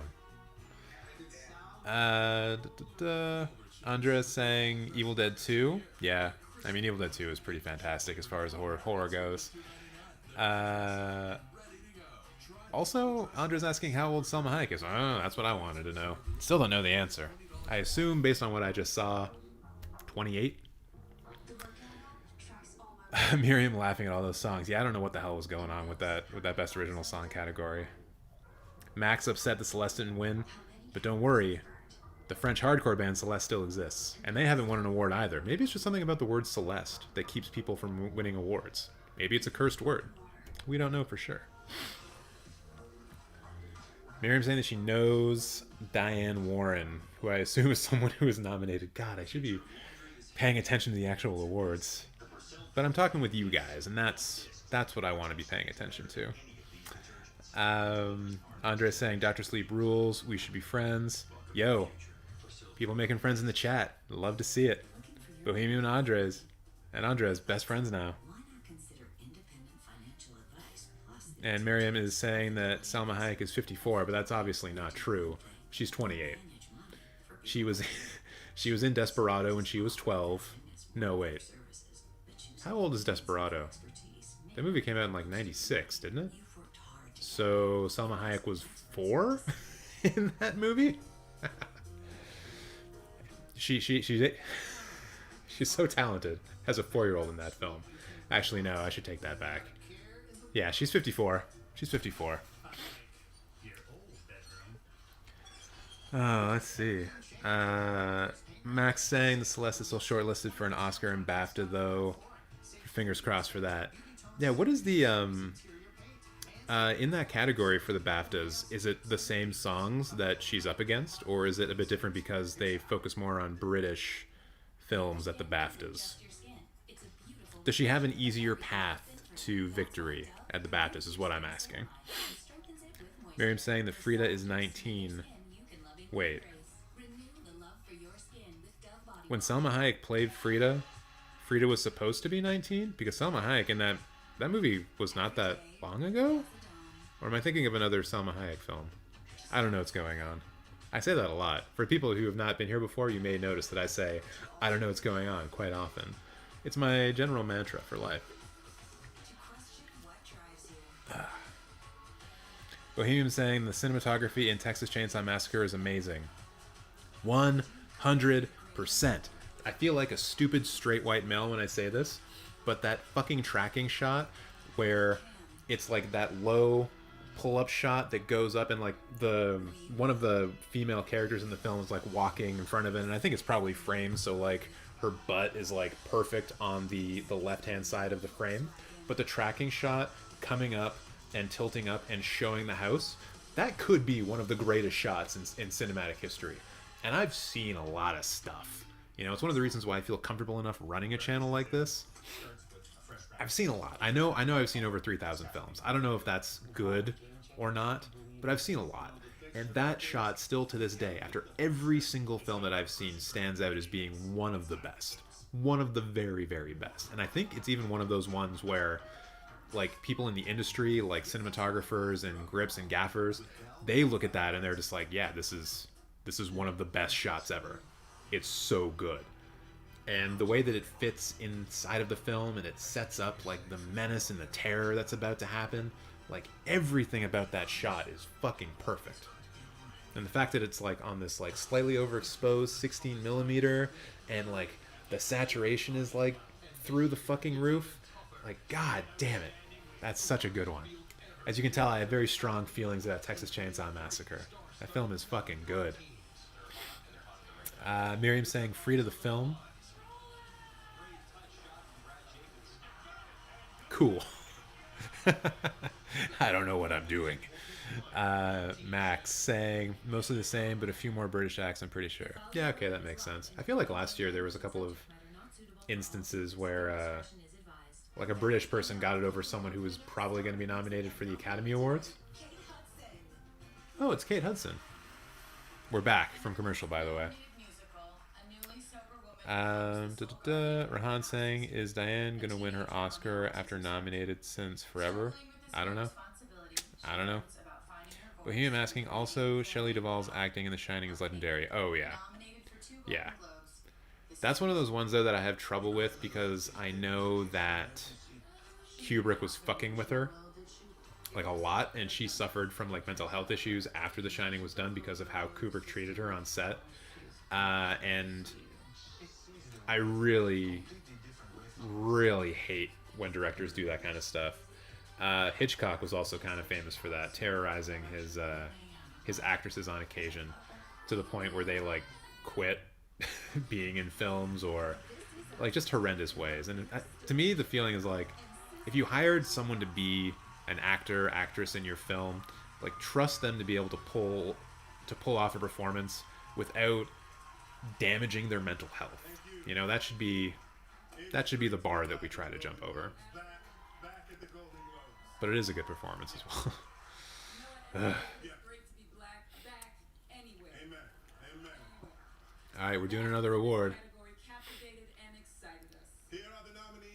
Best TV series, musical, or comedy. What do we got? Black Monday. The Great. Oh wait, we're doing actor. Shit. Eugene Levy. Let's go. Jason Sudeikis for Ted Lasso. I've heard that's actually a very good film. And Rami Youssef for Rami. And the Golden Globe goes to.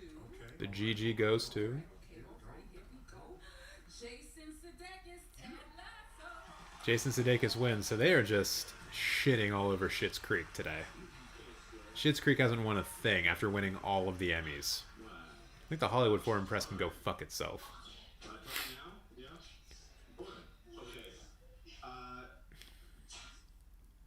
Let's see. Miriam saying Sia is a creep. Yeah, maybe. I don't know. I honestly don't really know her work beyond being in the background of This Is America by Childish Gambino. That's my extent of my knowledge for her. Andrea's saying that I need to watch Ted Lasso. Yeah, I've been hearing that a lot, and I fucking love soccer too. Like I was watching soccer earlier today, and so this show is right up my alley. But it's on Apple Plus, and I just don't have the heart to steal from a $1 trillion corporation. They need my money, and I need to be able to support them. I'm gonna steal it sometime soon. Bohemian asking, am I the only one who doesn't find Amy Poehler and Tina Fey funny? I feel like you might be getting a resounding yes on that one. I love those two. I haven't been really paying attention to what they've been saying tonight, but have you watched like 30 Rock or any of their work on like SNL or anything like that? Like 30 Rock is incredible. So Miriam asking if I have an iPhone. No. I'm actually using my phone right now as this main camera, which is why the video quality is not that good. I thought I had a good camera. I don't know. I thought I had a good phone. Maybe not. Maybe I should get an iPhone, because if I'm going to keep doing this using my phone camera instead of buying a real one, then I might need to upgrade. It's kind of funny, as Jason Sudeikis is giving his speech, like every single one of the nominees are just like, come on, dude.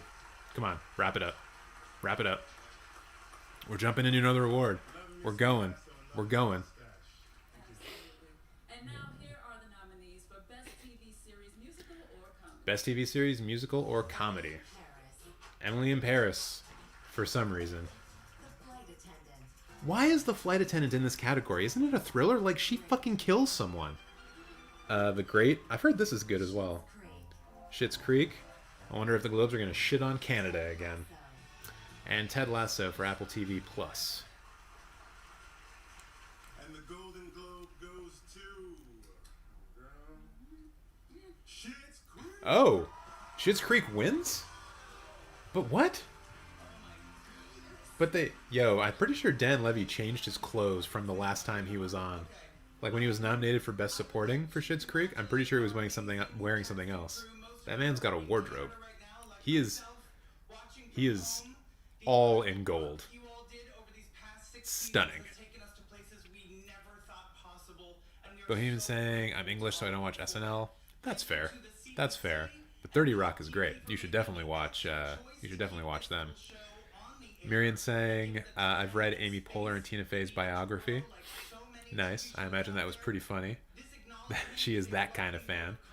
Andrea saying, if you get an iPhone, they sometimes give you free Apple Plus TV, so 2 birds, 1 stone.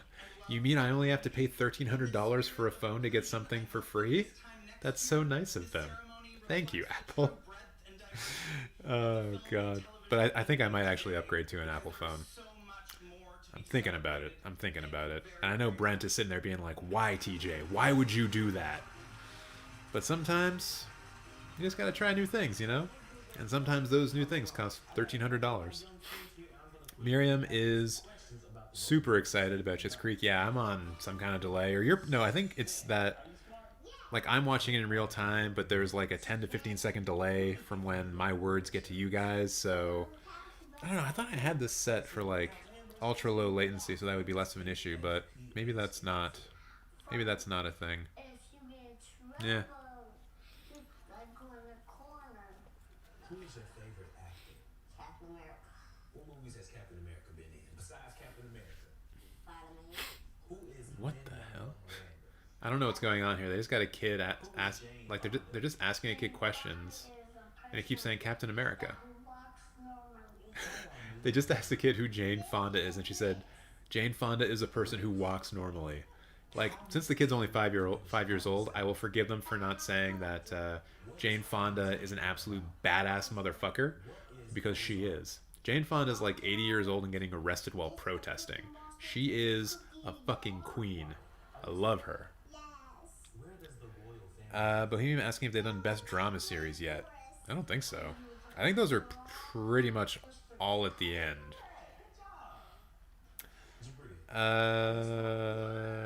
Rahan asking, anyway, what's your thoughts about supporting actress? Which one? There's so many categories. Bohemian saying, I really wanted Ratchet to win. Yeah. I haven't seen Ratchet. I've only heard very, very good things, though. Brent saying, did I hear that correctly? You're actually considering getting a brand new iPhone? Well, not a brand new iPhone. Like maybe an iPhone 11 Pro Max, you know? Who knows? Who knows? Sorry, I just noticed Anya Taylor-Joy on screen, and I had to stop everything that I was doing. Rahan saying they haven't as far as I'm concerned. I mean for film. Alright. Bohemian saying watch it right now. Nurse Ratched? Yeah. I mean, I've got Netflix at the moment, so I might as well, right? Although now that this channel is back... Sorry, Anya Taylor-Joy keeps showing up on my TV, and it keeps distracting me. Now that I have this channel back, one video that I do want to make is a follow-up to my Shame Films video, where I talked about the top 10 films that I'm so ashamed about, Jesus Christ, that I'm so ashamed of for not having seen yet. I think there's 10 or 11 on that list, and I don't think I've watched any of them since I made that video, so I think I might try to mainline all of those. They include things like Legally Blonde and The Shawshank Redemption and The Man Who Shot... not Liberty Valance. The Assassination of Jesse James by the coward Robert Ford. That one. Plus some others. Your Name. Some big films. So I kind of want to go through and do all of those 10 films and then make a video about my impressions on those films that I saw and whether or not, you know, they were as good as everyone thinks that they are, and if my shame was justified. So thinking about doing that. Andres saying that they have an 11 Pro. Good to know. Good to know. Also saying that you are obsessed with her. I can only assume that means you're obsessed with Anya Taylor-Joy. High five. Miriam saying Anya Taylor-Joy looks like Sally from Nightmare Before Christmas. Is that why I like her? Also, is that character from Nightmare Before Christmas blonde or black-haired? Because Anya Taylor-Joy right now, I don't know if you saw that picture of her, Miriam, but she is has the most blonde hair right now. But you're right, her facial construction is very Tim Burton-esque. I wonder if like Helen Bonham Carter and Tim Burton's wife are like looking at Anya Taylor-Joy and being like, oh my god, this woman's gonna take my job. Got Brent saying that he's disappointed in me, which is nothing new. To make it up to me, you should answer my original question from long ago. Okay.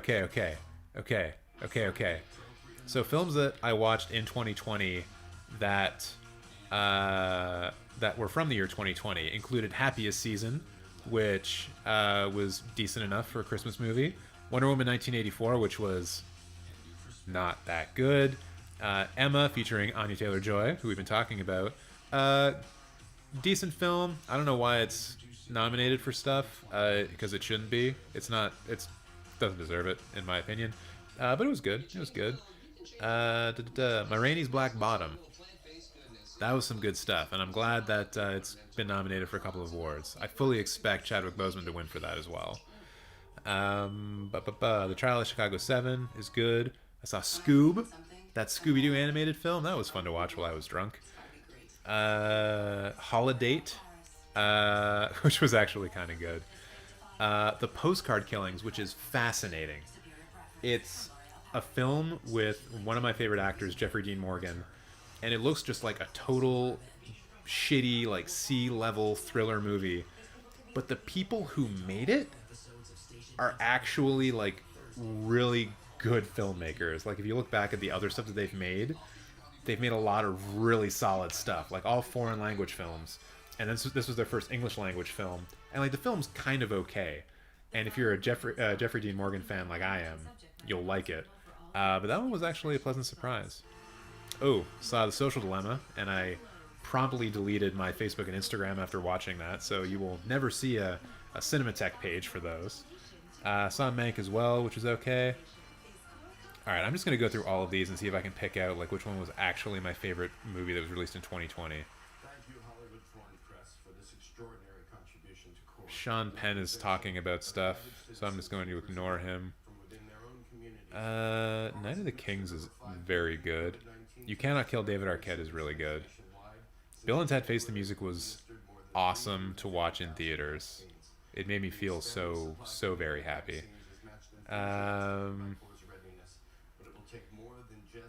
What else was from 2020 that I watched?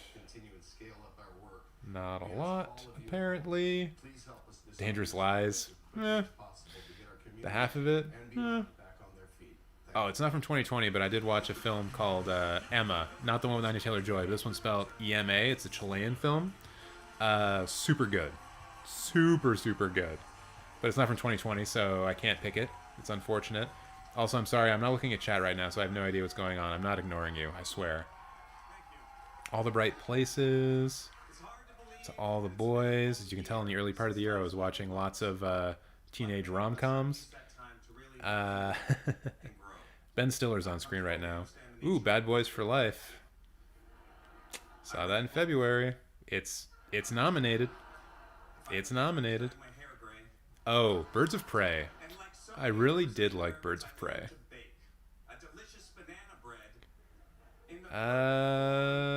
Yeah, okay. Man, I did not see many films that were released in 2020 properly.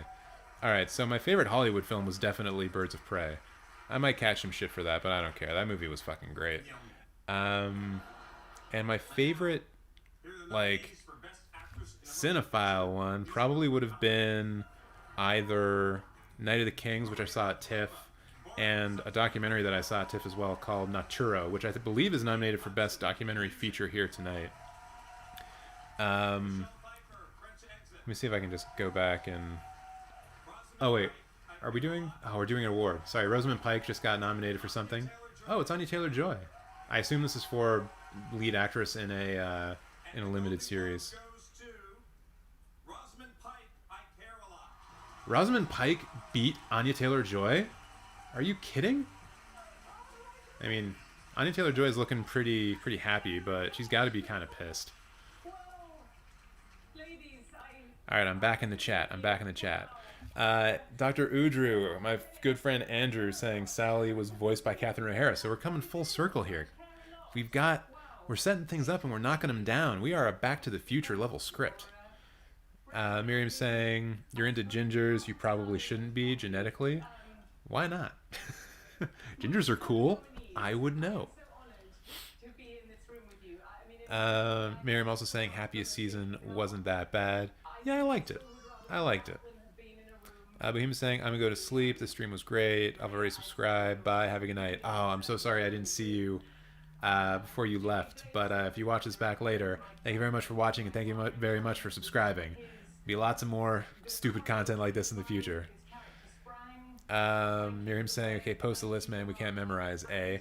I'm not gonna post my... Well, actually, no, I don't have to post a list. You can just go to the Cinematheque Letterboxd account and you can check it out, because all that stuff is in diaries. You can see all of my super funny reviews on there.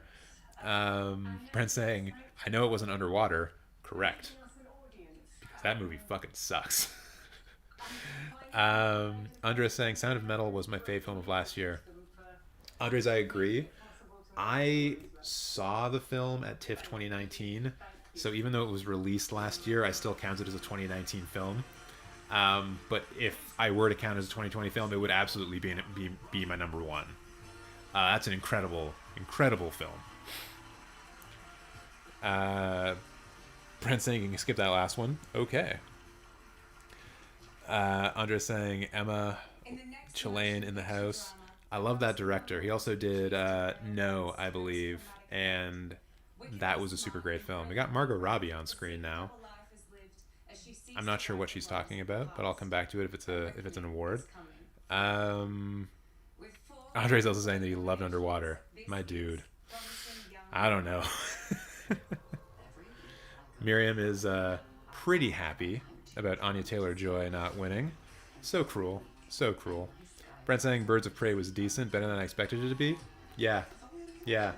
It was much better than I expected it to be. I had high hopes, and it was real nice. A lot of the things I really like about it are also just like the technical aspects of it. Like when when one of the female characters were to like punch someone, the sound effect that they would use for the punch kind of made it sound like a gunshot in some cases, which kind of just it sort of nailed down the point that like these women are fucking badass, tough, and when they punch you, it's like getting shot, you know. And that was good. It really helped the film. Really underlined what they were trying to do with it, which I like. Rahan's saying, wow, I thought Maria Bakalova was a shoo-in. There are no shoo-ins in the Golden Globes. Really ever in awards season. I will say that from personal experience, having thought that Parasite had no chance of winning an Academy Award last year. Rahan saying, now I'm skeptical if Bakalova will get an Oscar nom for supporting actress. Oh, wait, what? Bakalova for the Borat movie? She was nominated. Have we done that award? I don't know what's going on. I just stopped saying I don't know what's going on because it's a poor excuse. I would honestly be surprised if Bakalova was getting an Oscar nom though for Best Supporting Actress. I know that like it's not a cluttered field this year with a lot of films not coming out. But I feel like she's probably only getting nominated for a Golden Globe because they split the nominations into two different categories for drama and musical comedy. So I wouldn't put too much thought into that, unless like the SAG Award nominations come out and she's in it for that, in which case there's a chance. But we've also seen instances where the Oscars don't follow the SAG Award nominations, which is strange because it's all the same people doing the nominations. Andres saying, gotcha, I caught it at TIFF 2019, I counted as 2020. Okay. Which is a difference of opinion we have. I know that like a lot of people, like even with I should have mentioned this before. Andres is probably too humble to mention it, but he runs a very good film website called The Underscene, I believe. Andres, correct me if I'm wrong. And so he's writing reviews all the time. Got a couple of writing partners who are also putting out reviews all the time. They do good stuff. Really good stuff, actually. I actually met Andres when he was working at he was covering Toronto After Dark, and gave me some good advice about getting press passes for film festivals and things like this, which is how I actually got into the Blood in the Snow Film Festival as a member of the press, which was my first journalistic press pass kind of thing for anything. So I owe Andres for that. So please go check out the Underscene and get some of that good film writing. You need some in your life. But yeah, going back to what I was saying, I feel like a lot of film journalists, like proper film press, they count like the when the film came out for the public, and like film festivals are not considered public screenings for whatever reason. So yes, yeah, I'm selfish. I'm very self-involved. So I count it from when I saw it, because I'm the most important person in the world, according to my parents. Let's see. Oh, to finish, also, what Andres is saying, Pablo Larraín, yes, that was the Chilean director I was trying to think of. Did No, Jackie and the Club, Gotta Love My Country's biggest working filmmaker right now. Fair, isn't? No, sorry, I was going to mention the director who did Zama, but I think she's actually Argentinian. And I can't remember her name. Ah, damn it. She was in... She like chaired the Venice Film Festival last year. I should know this. I saw her in person. Damn it. Someone tell me who directed Zama, so I feel like less of an idiot. Oh, we've got 720 Red Dog asking, what is this? So I'm reacting to the Golden Globes, which are at commercial right now. And because I don't want this stream to be taken down by the Golden Globes, I'm not actually showing the video of it, but you can probably hear it in the background a bit. And then otherwise I'm just interacting with chat, talking about movies and stuff like that. I'm going to be getting back to what I think was like one of the best films of 2020 from a cinephile perspective, but I'll get to that after I go through some of this chat a little bit more. I see Brent is hitting the hay, so I'll talk to you later, dude. Thank you for hanging out.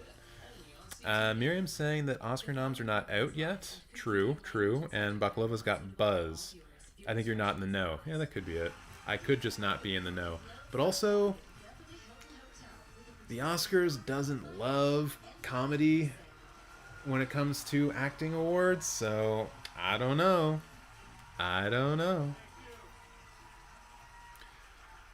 Miriam saying, gotta go chill. It was fun, guys. Later. Man, audience is dropping like flies. But it was nice of you to join us, Miriam, and we'll see you on a stream sometime in the future. Andre saying, Lucrecia Martel, yes, is the director of Zama, and she is Argentinian. Thank you. I feel like less of an idiot now. 720 Red Dog saying they didn't like Mank and that it was overrated. I think it actually kind of was overrated as well. Although Amanda Seyfried is excellent in it. We're doing an award now, Best Actor in a Drama TV Series. We got Jason Bateman, Josh O'Connor. They're not putting their names on screen anymore. Bob Odenkirk, Al Pacino for Hunters. Oh, that show. Matthew Rhys for Perry Mason. Really? And the award goes to Josh O'Connor for The Crown. Oh, something interesting that I kind of wanted to bring up. If you go to the official list of the Golden Globes, they tell you at the bottom who's been nominated the most times by distributor and also by like film television show. Netflix has like 22 nominations, and the next closest one is 7 or something like that. Netflix is killing it on both sides when it comes to awards. But I also feel like overall their quality is just the lowest. I can't really reconcile it in my mind, but I kind of shy away from watching Netflix originals now unless it's super hyped. Because as Red Dog 70 was saying, Mank was kind of overrated. But I can't really blame Netflix for that. That's just David Fincher perhaps not firing on all cylinders. All right, looks like we got 13 concurrent viewers, and I know a couple people dropped off, so there's some new people here. Let me know where you're from, what you're saying, and what your favorite film was from 2020, which will actually bring me back to what I thought was the best film of 2020. It's a toss-up between Night of the Kings, which I believe is it's on the short list for best foreign language feature at the Oscars for this year, and Notoro, which is a documentary that I believe is nominated here tonight. I would be surprised if it won though, because it's not a talking head like giving you facts and making you feel emotions kind of documentary. It's here are a bunch of images juxtaposed together, and if you feel emotions, you're probably an empathetic person who cares about war not happening anymore. And yeah, it was excellent. Really, really loved that. So yeah, those are probably my favorite. Like those are my cinephile picks for best films of 2020. Are Night of the Kings and Notoro. I recommend seeing both of those. And if you want to see the full list of movies that I watched in 2020, just go over to the Cinematheque profile on Letterboxd. You can see it right there in the bottom left-hand corner. Celebrities who come to award shows like this and leave with a crazy swag bag full of champagne, jewelry, free trips, true. Also for the new people, this is Rocco. He is a big black cat, and he doesn't give a fuck, but he likes being on camera. This year, the nominees got the swag that everyone wants: access to some free telemedicine. Take a look. Hi, Doc. Lynn Miranda, nice to meet you. Thank you for taking the time. Okay, so now we're doing a bit about celebrities talking to doctors over Zoom. Never do that. Cool. Cool. Children get the cruise. hard. I hear it's been going around Canada for a while, but people have only caught it here in like the last year or so. That's Schitt's Creek. Just take 25 awards and you'll be fine. Hi, Doctor. It's Carrie Mulligan. Thank you for seeing me. Hi, Carrie. Welcome. What can we do for you today? So I'm sort of experiencing everything as a time loop, and so when I go to bed at night, I wake up in the morning and... It's dawning on me now how I have no material other than responding to chat, especially during these times during the awards when I don't even know what's going on. Once again, I'm saying that too much. But, you know, Carrie Mulligan's just talking to a doctor. Hi, Dr. Gorman. I've been feeling, well, a bit Yeah. hot and bothered lately. You're experiencing Bridgerton. Very common. It's going around. Do I do anything about that, or... Just enjoy. Thank you. Bridgerton, eh? Hello, Doctor. I wanted to thank you for the phenomenal Tina Fey doing some stuff. done. Rahan saying, honestly, Mank is good in terms of technical, but other than that, it's a no for me. Siegfried and Ullman is awesome, though. Yeah, I think Amanda Seyfried was excellent in that. And I think we're getting to a place now where, like, collectively, as a film-going audience, we're starting to realize how good she actually is. And whether or not she's always been this good, or if she's just been steadily improving over time, hard to say. I guess it depends on how much of her performance in Mean Girls you thought was actually acting. But yeah, she was wonderful in that. Gary Oldman, I'm personally kind of over. You know, once he picked up his Academy Award for that Winston Churchill film, which I didn't think he deserved, I kind of just stopped caring because it seemed like he was doing a lot of the same stuff. You know, like I would really love to see Gary Oldman in a role where he's not putting on a lot of makeup, not wearing a bodysuit, not gaining weight. Like, I kind of just want to see Gary Oldman in a role where he acts his ass off and doesn't really rely on, like, a gimmick, you know? And I feel like a lot of his big roles from the last few years have been very gimmick-based, you know? Give me Gary Oldman just being a crazy motherfucker in The Professional, Leon the Professional, you know? That's the Gary Oldman I want. Rahan asking what they're doing right now. They're doing a bit where the celebrities are talking to doctors over Zoom. It's something, I guess. I don't really know what is the point of this. I suppose laughter is the point. But I don't really... I'm not paying attention enough to it to actually be laughing at it. It just seems... It's not my cup of tea. It's not my cup of tea, I'll say that. Classic Madeline. Sarah Paulson is playing Miss Clavel. She's very sexy. Rahan saying, well, that's true about Ullman after you said that. Yeah.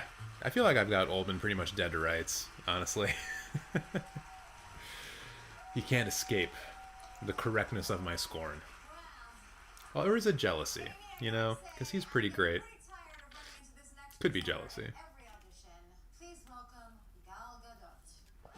Oh, we've got Gal Gadot coming out now. She is dressed like an angel? Is that what she's going for here? Honestly, I really think we need to do at least one award show where every single celebrity is just in fucking PJs.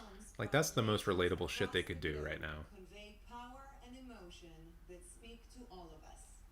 Here are these year's nominees for Best Motion Picture. Best foreign language film, in which Minari is one of them. So we got another round from Denmark. Still need to see that. Lorna, which I think is kind of fascinating. The Life Ahead from Italy. Minari from the USA. And Two of Us from France. Probably Minari, right?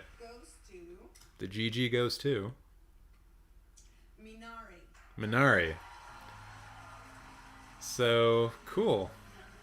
That movie that's set in America that has a bunch of Americans in it is a foreign language film. That, I think, is a debate that needs to be had at some point as well. And I know a lot of that happened on Twitter after the Golden Globe nominees were announced. The amount that Minari, and I haven't seen it, so... But I feel like it's one of those ones where it's essentially been shit on by the Hollywood Foreign Press Association, and they kind of just gave it a Best Foreign Language award. I know that, like, a lot of it is in Korean, but the best foreign language film shouldn't just mean the film that has subtitles, right? It should be more than that. Like, it's possible for a completely American film to be in a different language, right? Like, imagine an entirely Spanish language film that was completely and utterly shot in America by Americans, and like, it's about the American dream or American life, and it's like a very specifically American film. Is it a foreign? Is it? I don't know. Calling it a foreign language film, it just seems so dated, you know. And I don't know what the solution is to it either. Maybe that's something that you guys can help me figure out in the chat, but I just don't get it anymore. I still feel like there should be an award for like international films or something like that, but maybe that should be the way that we designate them. Like, it's an international film, or it's like a non-domestic film or something like that. Like Minari, everything I've seen about it is an American film that happens to be in Korean. Oh, that's probably not the best way of saying it. It's an American film where everyone speaks Korean. But it's a story. It's a story of immigrants. Like, why wouldn't they be speaking their native tongue? So then, I don't know. I just think we need to like rethink how we do this international best foreign language film thing, because Minari's an American film as far as I'm concerned. Rahan saying, honestly, just watched Minari last night, but I kind of don't get the tone Chung tried to give. Like, sometimes I don't know if I should laugh or be serious. Yeah, I don't know. I guess there are some things that perhaps are lost in translation. I've actually heard, there's a story from when I was in film school way back in the day, and a teacher, I believe she was Polish. Sorry. This is in a different film. It was my world cinema class. And the teacher was showing, I believe, a Spanish language film to a predominantly English speaking class, but there were some people in there who spoke Spanish. And everyone who was an English speaker who's reading the subtitles, they were like, oh, this is a serious film and whatever. And the kids who understood Spanish, who were able to understand the film in its native tongue, were laughing their asses off at certain parts, and everyone's kind of looking at them being like, why the fuck are they laughing? And, you know, there's something that is kind of lost in translation even with subtitles. Apparently it was the words that you use in certain situations that you wouldn't use in a serious situation, that you would use in a funny situation. It kind of cues you, so it lets you know that it's a more casual, more fun thing. That's what the Spanish language, or the people who could speak Spanish, that's what they were picking up on. But everyone else who's reading subtitles, they didn't get that at all. So, you know, that could be part of it. That could be part of it. Rahan also saying, maybe I took it too simply. Maybe the film is as much complicated than I thought it was. Need a second viewing. Perhaps. I always find that's a pretty good way to go about things, and I kind of wish, maybe Andres, if he's still here, if he can speak to this, but I kind of have this feeling that maybe people who review films, or maybe anyone on the internet, non-professionals, and so maybe Andres doesn't comment on this because he is a professional. Non-professionals should watch a film twice before they review it. And I think that would save us a lot of grief when it comes to things like everyone hating the Star Wars films. Because the first viewing, you are finding out that all of your expectations and fan theories were wrong. And your second viewing, you can actually view the film as it is, as opposed to what it wasn't, right? Excuse me. Yeah, we're in a commercial right now. I think I'm almost out of beer. I might go grab a beer.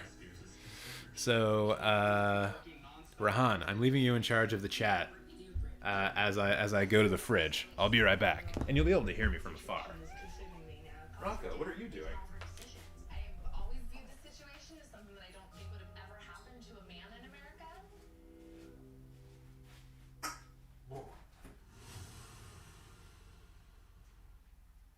Holmes Family Effect returns next Sunday only on CTV. The following program is live and could contain language and subject matter walking over a camera is not something I do very often. I'm actually going to watch the live stream to see what happens when I fall into place. I'm sure it's funny. Whoa, whoa, here I go. Drop. Nice. Graceful.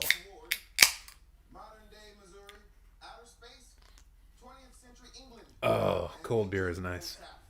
That last beer I had was super warm. Not about it. Okay, we're doing best TV series, drama. The Crown, which is probably going to win. Lovecraft Country, which I wasn't very happy with. The Mandalorian. Ozark. Also, Ozark just gets a lot of attention this year, and Ratched as well. Yeah, Lovecraft Country, really liked the first episode, did not like the second episode. And the award goes to The Crown. Netflix walking away tonight. Good lord. Jon Favreau in shambles. Andrea saying, still putting a minor 2 cents in. Minari is a unique film. I saw it twice. The first time I was let down, but I had high expectations. But the second time around, I was in total awe. Giving credence to my idea that people should watch films twice before they form their opinions. Unfortunately, we don't have enough time for that, and there's so many movies to watch. You can only really afford to watch them once. I find that's actually something that I have been dealing with over the last couple of years, because over that time period, I've had this idea that I only really want to watch films that I haven't seen before. I'm always trying to find that new, really awesome film. And because of that, I very rarely remember what I've actually watched, which is why earlier I had to check my actual list of films that I watched last year, because aside from Crash, like, can I even think or remember anything else, right? So I don't know. Maybe I need to be rewatching films more often.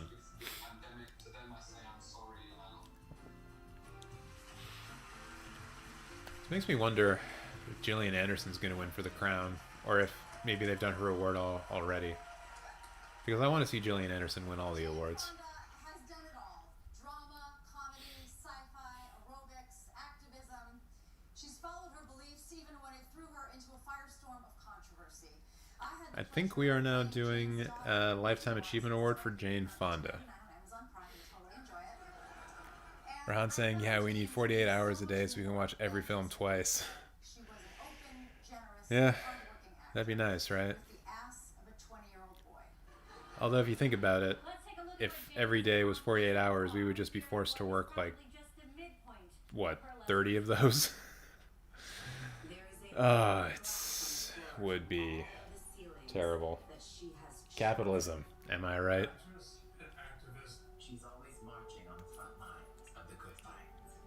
Andres saying, it's also about the amount of stuff we're watching. Like during festivals, we watch so much stuff, it all just blurs together. Oh my god, yeah.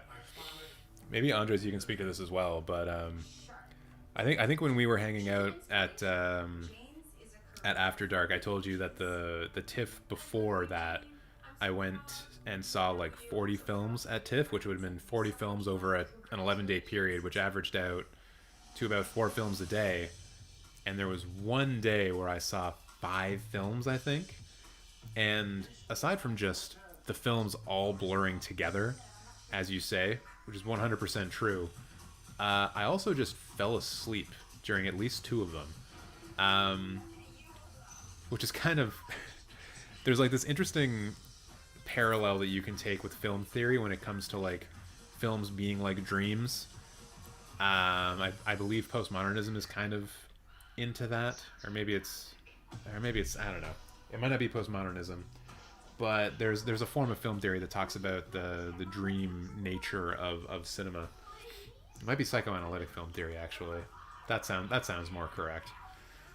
And so like falling asleep in a film and waking up in a film gives that extra dream-like quality to something that's already kind of dreamlike. I think one of the ones that I fell asleep for was a film called Shadow, which was a kung fu film that was playing at TIFF that year, and it was kind of wild, you know. falling asleep for like 20-30 minutes, waking up, and then people are just sword fighting and doing all kinds of crazy shit, and it's like, oh my god. So right now they're going through all of Jane Fonda's films. I actually recently watched Clute on the Criterion Channel, and when it was weird when that film originally was announced to be on the Criterion Channel, I think I saw a lot of stuff on film Twitter with people just like making fun of the name Clute, but like it's a good movie. It's a solid thriller. Like Jane Fonda is really good in that. Donald Sutherland is really good in that, and I can see it being one of those films that actually like broke down societal barriers, right? Like Jane Fonda was playing a sex worker in it. And, you know, how often was that happening? I think the film came out in the mid-70s. So we're post-Midnight Cowboy at that point. Like, the innocence of American cinema has kind of been dispelled and dissipated. But that doesn't mean that we were watching sex workers in every other film. Like, I'm sure that was still very rare back then. And so it kind of makes sense for Jane Fonda because she's always been a trailblazer. Incredible actress. Going back to the chat. But yeah, just go watch every Jane Fonda movie you can. She's dope. Rahan reacting to Under saying, wow, it's really interesting. Yeah. Under saying, yes, every year during TIFF I fall asleep during at least one. Yep, for sure. But I can only do about 3 a day. More than that is exhausting. More so for physical fests. Digital fests are easier. Yeah, true. And anyone who...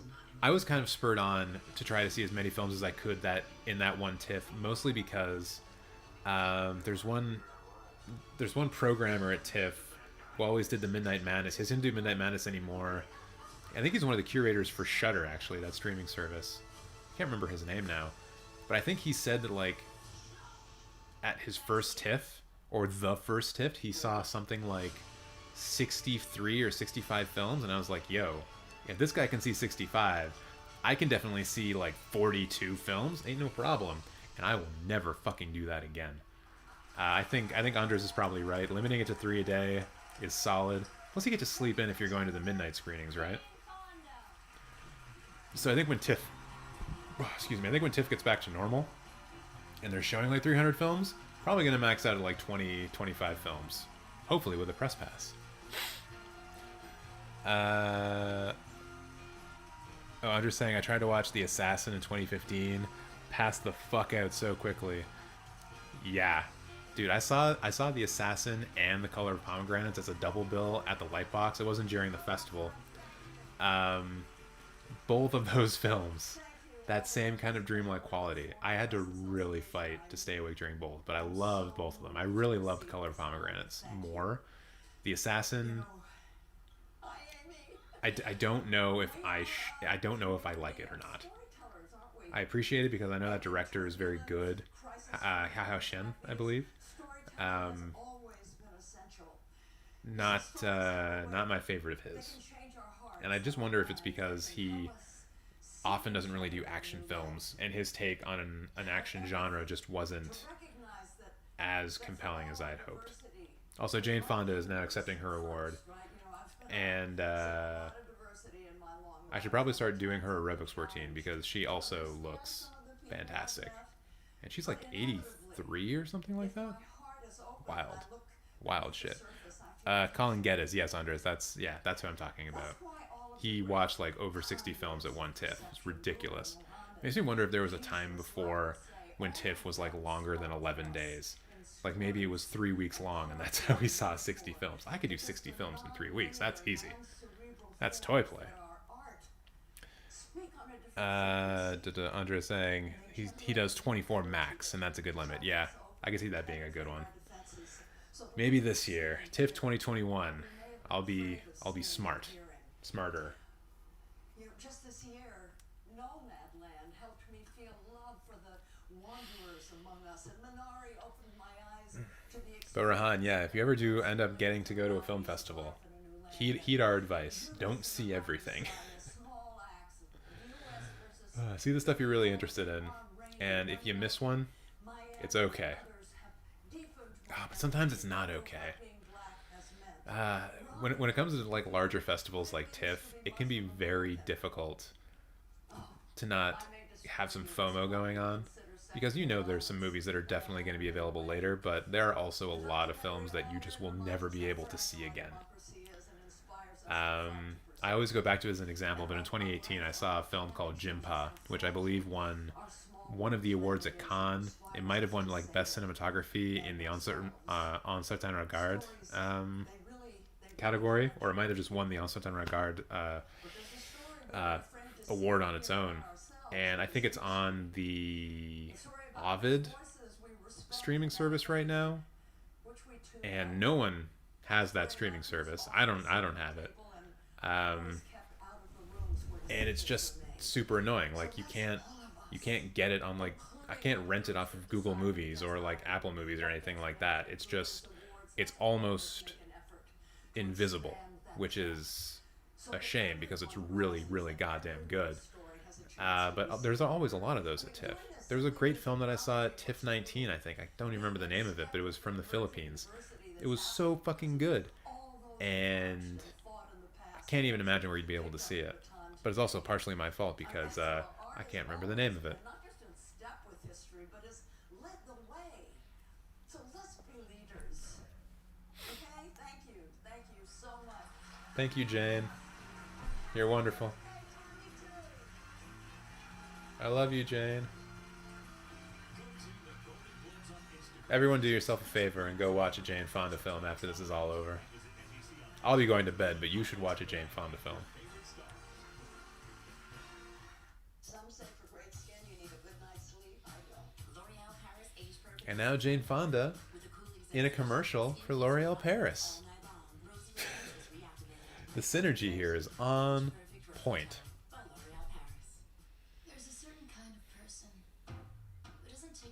So people who are here, it looks like we got like 8 or 9 concurrent viewers. What are you thinking about the Golden Globes so far? Have they met or exceeded your expectations? What are we even supposed to do with awards shows this year? Like, I know that some of the people who are winning it, I mean, everyone who wins is deserving, of course. But I wonder if we're just going to be putting a giant asterisk beside this year and saying, like, look at all the stuff that didn't come out. Imagine what the film awards are going to be like in 2022. There's going to be like 1,000 films releasing this year if we can actually go back to theaters. Like, what is that going to look like? I don't know. Did you know that 70% of the soils on your clothes are invisible? Under UV light, you see the invisible dirt trapped deep down. Try new Tide Pods Hygienic Clean Heavy Duty. For a deep clean, just toss in a pack. Formulated with 10 concentrated cleaning actives. Clean deep down into the fabric. I don't know about you guys, but it is hot in here. Probably going to start slowly turning into a puddle of sweat. And I don't know why, because it's like 0 degrees outside. And I don't even have the heat on. Curse you, well-insulated apartment. Wow, great. What if I sell my coin collection? I would never sell my coin collection. Right. That one makes sense. Perfect. Talk to an IG advisor today. Uh-oh. What? I think I forgot to lock my Buick. Parallel parking? The hot yoga was so hot. Check this out. Cooling seats? Alexa, I don't know if you guys can hear this, but the commercial just said that hot yoga was so hot. Like, yeah, it'll do that. Andres saying, I've had more access to more movies this year than any year prior, and there's tons. I struggle sticking to top 25. There's always a lot of movies. Yeah, I can't even imagine what it's like for you, like with all the screeners that you get. Maybe one day I'll be on that same kind of level, and I'll just be able to like watch a bunch of stuff. But it's also more difficult. I mean, not more difficult for me, but I feel like I'm probably never going to get there because I'm not so concerned with reviewing the newest films. So maybe I won't be getting screeners all the time. It'd be nice though. It'd be nice to feel important. I feel like getting screeners would make me feel kind of important. I don't know. How did you feel when you got your first screener link, Andres?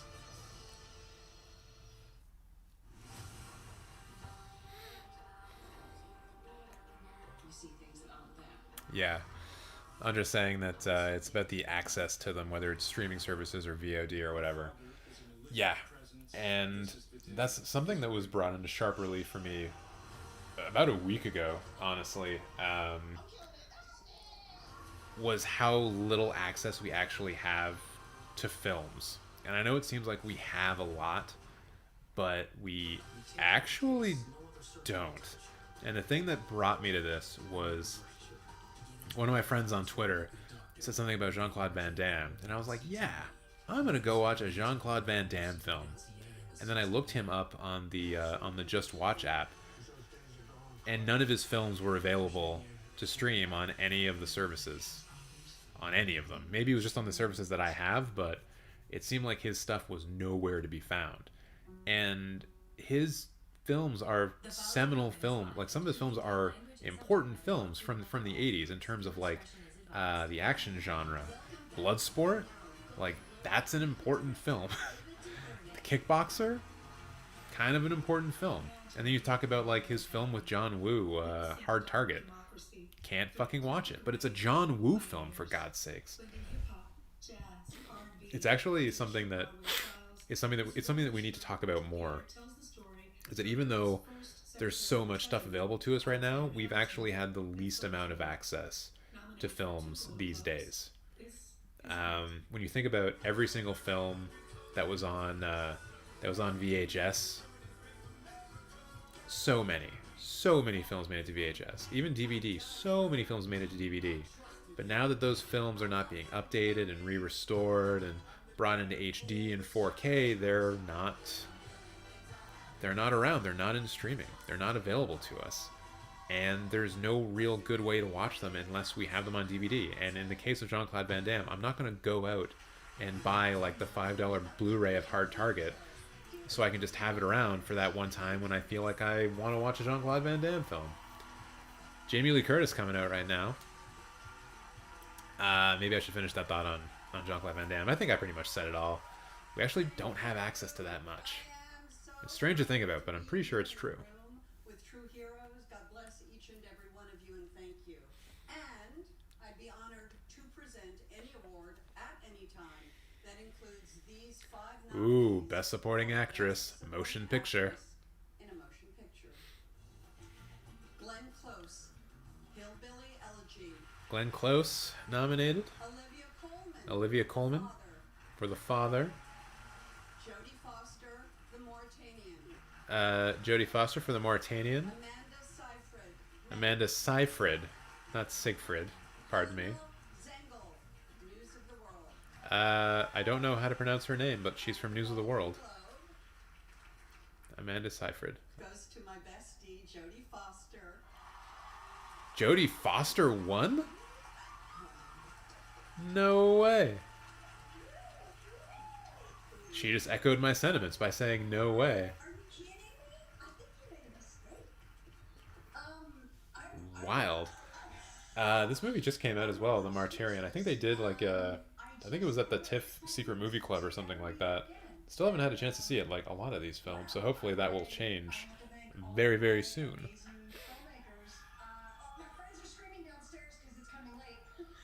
Andre's saying, I'll always remember, probably referring to the first time you got a screener link.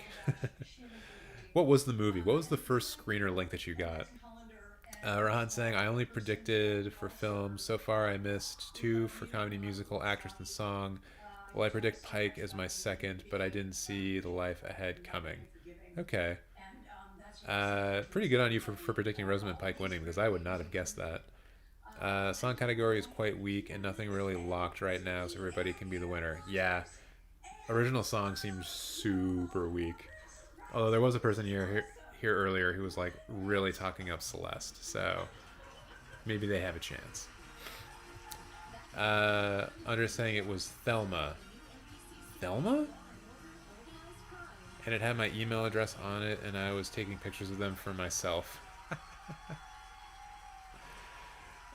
Thelma. What movie is that?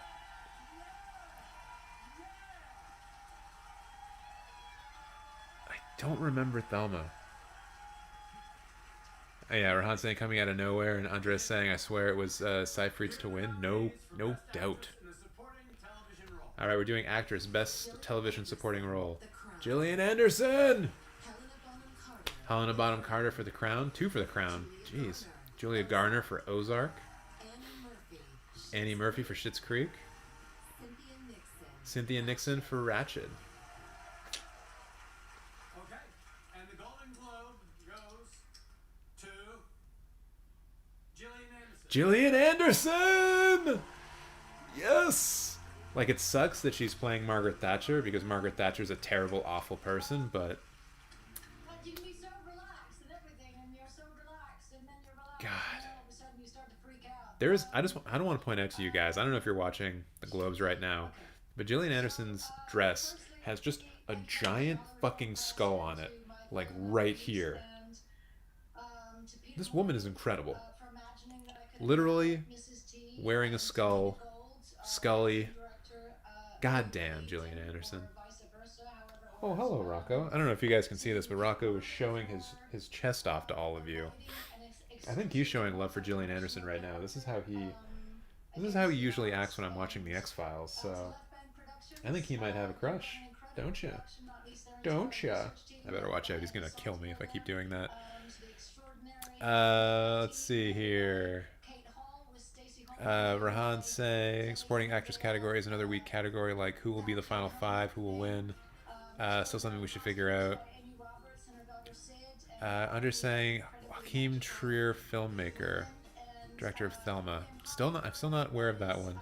Nick Smith, what up, dude? Good to see you back in the chat. Been a while, no doubt.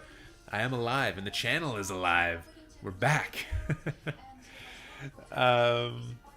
Good to see you. What was your favorite film of 2020, man? Let me know. Actually, if I remember correctly, you are an actor, correct? Were you able to get any work in 2020? And if so, what was it like working on set? Because I produced a television show in the middle of 2020, like in July, during the height of COVID fear, and it was a trip. It was a lot of weirdness. But yeah, let me know how you're doing, man. Good to see you. Andres saying it was a Danish film from 2017. Okay. Still don't know it. I guess the real question is, should I track it down? Should I see it?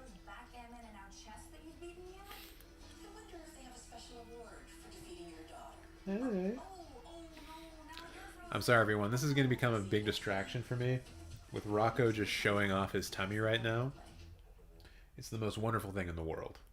Like, I know you're seeing it kind of, but there's like a lot of social things right now covering it up, and you can't get the full breadth of wonder that is there. Actually, maybe I can just go into OBS and just take those off for a bit. Yeah, okay. So now you can see this. Now you can see all of this cat tummy. Like, look at this thing. Look at how glorious this tummy is. And I just want to scratch it. Oh, the belly. And he does a little clap. I love it. He's the best cat ever. He puts up with my shit. But enough of that. Let's get those socials back up. Follow me on Cinematech, Twitter, Letterboxd, and nowhere else.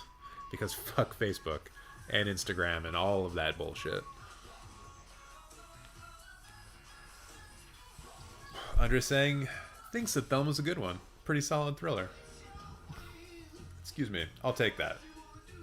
I'll take that as a solid recommendation. If I had my phone on me, I would put it down as something to go watch. But I'll remember. I will remember. If I can ever find it. Because as I was saying, it's really hard to find movies these days. Even though there's thousands of them, it's really hard to find movies.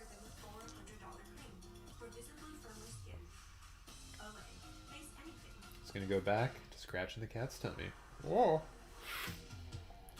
Oh, I also didn't bring this up earlier when kind of talking about how 2020 was almost a wash for me as far as watching new films.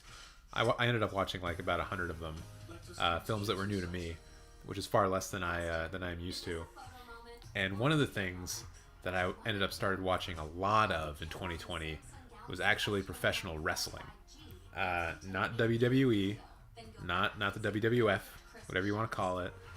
But AEW, New Japan Pro Wrestling, Impact, a little bit of Ring of Honor in there as well. A couple of other random promotions here and there. And that's been a lot of fun.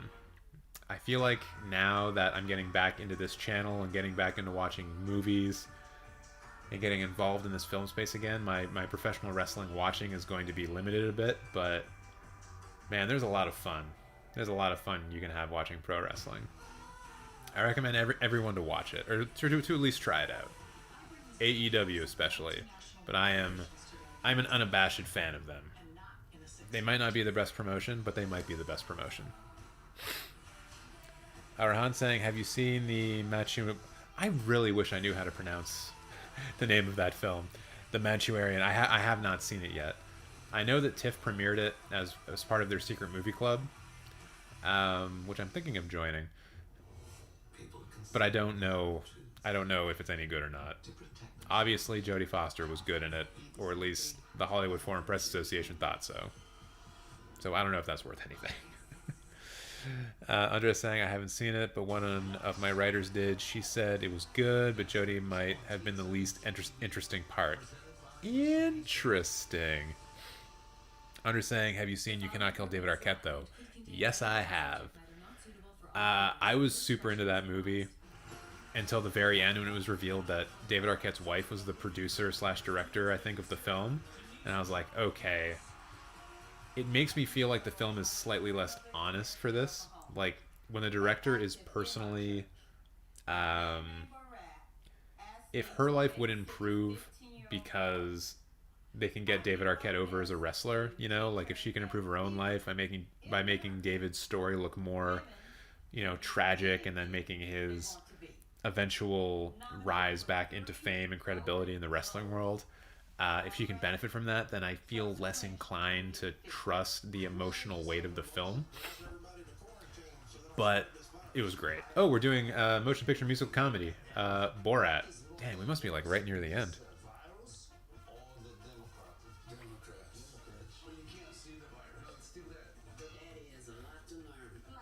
Oh, wait. No, we're not doing the award. It's just telling us that Borat was a film that exists.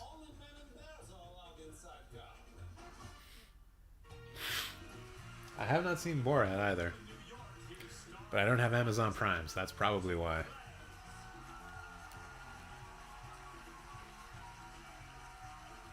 Ooh, Andres might be giving me that secret movie club hookup. I might be renewing my membership. Ooh, wait. Shit. TIFF had a deal today where if you renewed your membership before the 28th, they give you 15% off, and I think I've missed it. Ooh. So Kate Blanchett is up for an award right now. I think we're doing... It's a TV award. I don't know who you are. Oh, Unorthodox. Yo, that's a really good one. Check out Unorthodox on Netflix if you haven't. Oh, this is the one that Anya Taylor-Joy is going to win for the Queen's Gambit.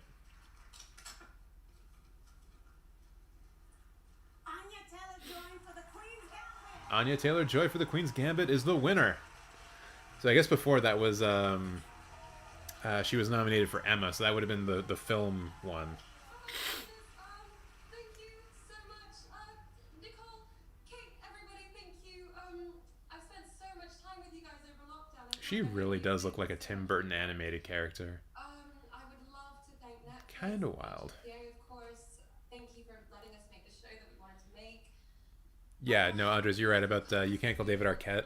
It's a great doc, and it actually really shows the indie pro wrestling life like fairly accurately. Like that initial, and this is not spoilers for anyone who hasn't watched it, and I recommend you go see it.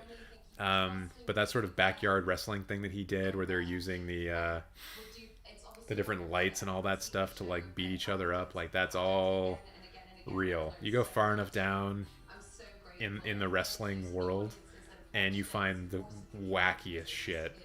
And like that death match that he was in where he almost got his neck cut open, I've seen similar things like that almost happen in real life, and it's super fucking uncomfortable.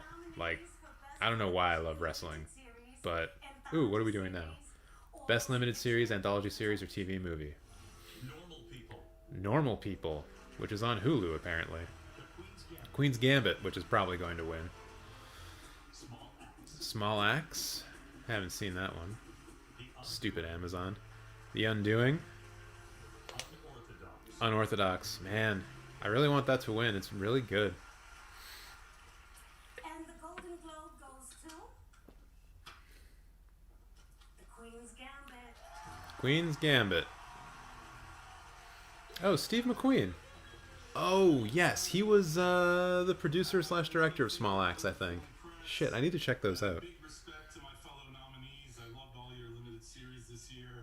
To my partner, Alan Scott. Andres saying brutal and terrifying. Yeah. If you're just talking about pro wrestling in general. Yeah. It can be real nuts. That being said, I'm super excited for an AEW pay-per-view that's happening next weekend, where there is an exploding barbed wire death match is the name for it. It's the first time that type of match is being done in America, and a lot of the ones that have been done before, they've always been in Japan. Like it's a Japanese style match. I don't even know what to make of it. Like literally, there's gonna be barbed wire and like landmines and shit. Like not actual landmines. If anyone tells you the wrestling's fake, you just yell back at them and say, it's predetermined, but it ain't fucking fake. They are beating the shit out of each other sometimes, and they are putting their lives on the line every time they go into a ring. I have such respect for wrestlers. Well,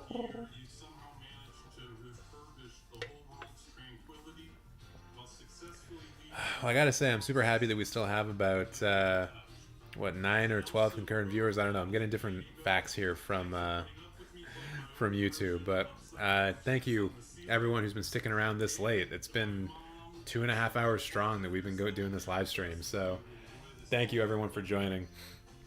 I remember when I first started doing these live reactions to award shows, and probably had like 2 or 3 people at the most, and I knew all of them personally, and now, you know, there's just been people who've been joining and coming into these things and who I recognize now from old live streams, and it's great because it feels like we're actually building out a bit of a community here, which is absolutely what I've always wanted to do. So thank you again everyone for hanging out. I think maybe we've got, I don't even know how many awards are left. It's hard to say because they've been kind of going in a weird order. Like with Gillian Anderson winning for Best Supporting Actress, I'm pretty sure they did the Best Actress before for that same category, which is strange. You would almost never do best before Best Supporting. So I don't know what's going on there. Andre saying landmines, laughing out loud at that. Just picture someone blow up on stage for a second. It's not like, obviously they're not going to die, but I think in that match, what they do is that the ropes are all have barbed wire on them, so they try not to throw, the wrestlers try not to throw each other into the ropes. Like that's where the tension comes from. But then I think the exploding are like, you know, quote unquote landmines that are on the outside of the ring. So if someone gets thrown out of the ring, you typically see like a lot of pyro go off, and so it seems like there's a proper explosion happening. But I've also heard that in some of those matches, if you get thrown into the rings and you hit the barbed wire, that's when there's an explosion as well.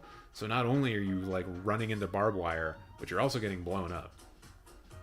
So it's an interesting match type, and it's obviously like no DQ, so there's probably going to be a lot of blood. It's going to be a brutal affair, and I am so here for it because the 2 wrestlers involved in it are excellent, and I can only assume they're going to do something really special. Special like Rocco's Tum Tum, yeah.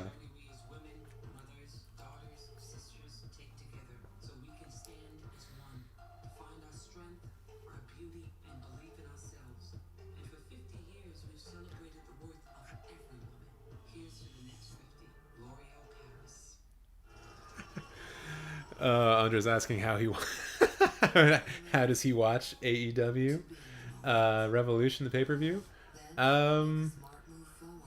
I could probably try to share my Fight TV password with you. I haven't purchased it yet. I think it's going to be like, honestly, I think the pay-per-view is like $55.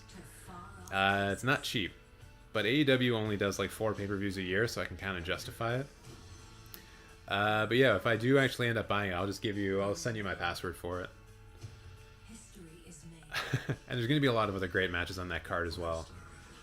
Oof. Maybe I'll do a live reaction of Revolution so we can all enjoy my face when I watch an exploding death match for the first time. An exploding barbed wire death match for the first time. But that'll be on a different channel. I wouldn't do that on this channel.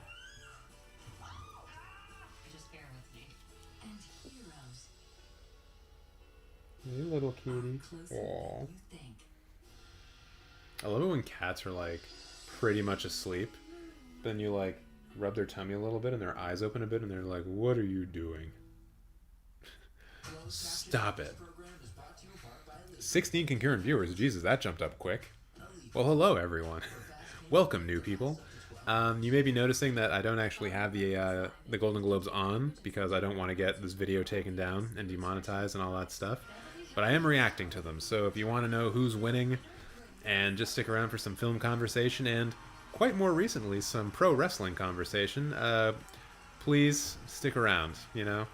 Hang out, get in the chat, tell me what you feel about films, what your favorite movie is from this year, last year, any year. Just let me know how you're doing. Renee Zellweger's out here. Ooh, Best Actor Motion Picture Drama. We're getting down to brass tacks. Riz Ahmed, Sound of Metal. I want him to win. Chadwick Boseman, Ma Rainey's Black Bottom. I want him to win too. Anthony Hopkins in The Father, I think, for some reason. Gary Oldman in Mank. And Tahar Rahim in The Mantuitarian. I'm never going to pronounce the name of that film right.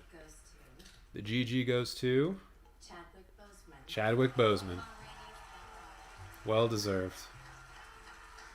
Ma Rainey's Black Bottom is super good. So because Chadwick is sadly no longer with us, his award is being accepted by his wife. So I'm just going to shut the fuck up for a bit. He would thank God. He would thank his parents. He would thank his ancestors for their guidance and their sacrifices. He would thank his incredible team. Michael Green, Azim Sheba, Nikki Fioravante, Evelyn O'Neill, Chris Huvane, Logan Coles. He would thank his team on set for this film. Deirdre Dixon, Sean Richards, Craig Anthony, and Andrew Carlone. He would say something beautiful, something inspiring, something that would amplify that little voice inside of all of us that tells you you can, that tells you to keep going, that calls you back to what you are meant to be doing at this moment in history. He would thank Mr. George C. Wolfe, Mr. Denzel Washington, lots of people at Netflix. He would thank Ms. Viola Davis, Mr. Glenn Turman, Mr. Michael Potts, Mr. Coleman Domingo, Miss Taylor Page, Mr. Dusan Brown. And I don't have his words, but we have to take all the moment to celebrate those we love. So thank you, HFPA, for this opportunity to do exactly that. And hun, you keep them coming. Thank you.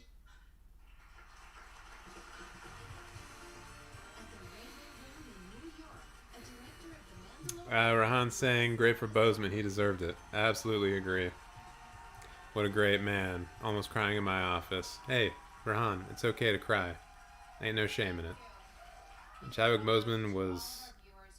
He died far too young. Far, far, far too young. We got Bryce Dallas Howard out here thanking Feeding America. I assume that is an American charitable foundation that's trying to feed people who cannot afford to because they've lost their jobs due to COVID. So if you're in America, maybe check them out. Give a bit of cash if you can. But yeah, Chadwick, good dude. Oh, so now we're doing director and motion picture. May there be many, many more. I am so honored to present this list of remarkable filmmakers. The nominees are... This is the first year we've ever had 3 women. Emerald Fennell for Promising Young Women. Emerald Fennell for Promising Young Women.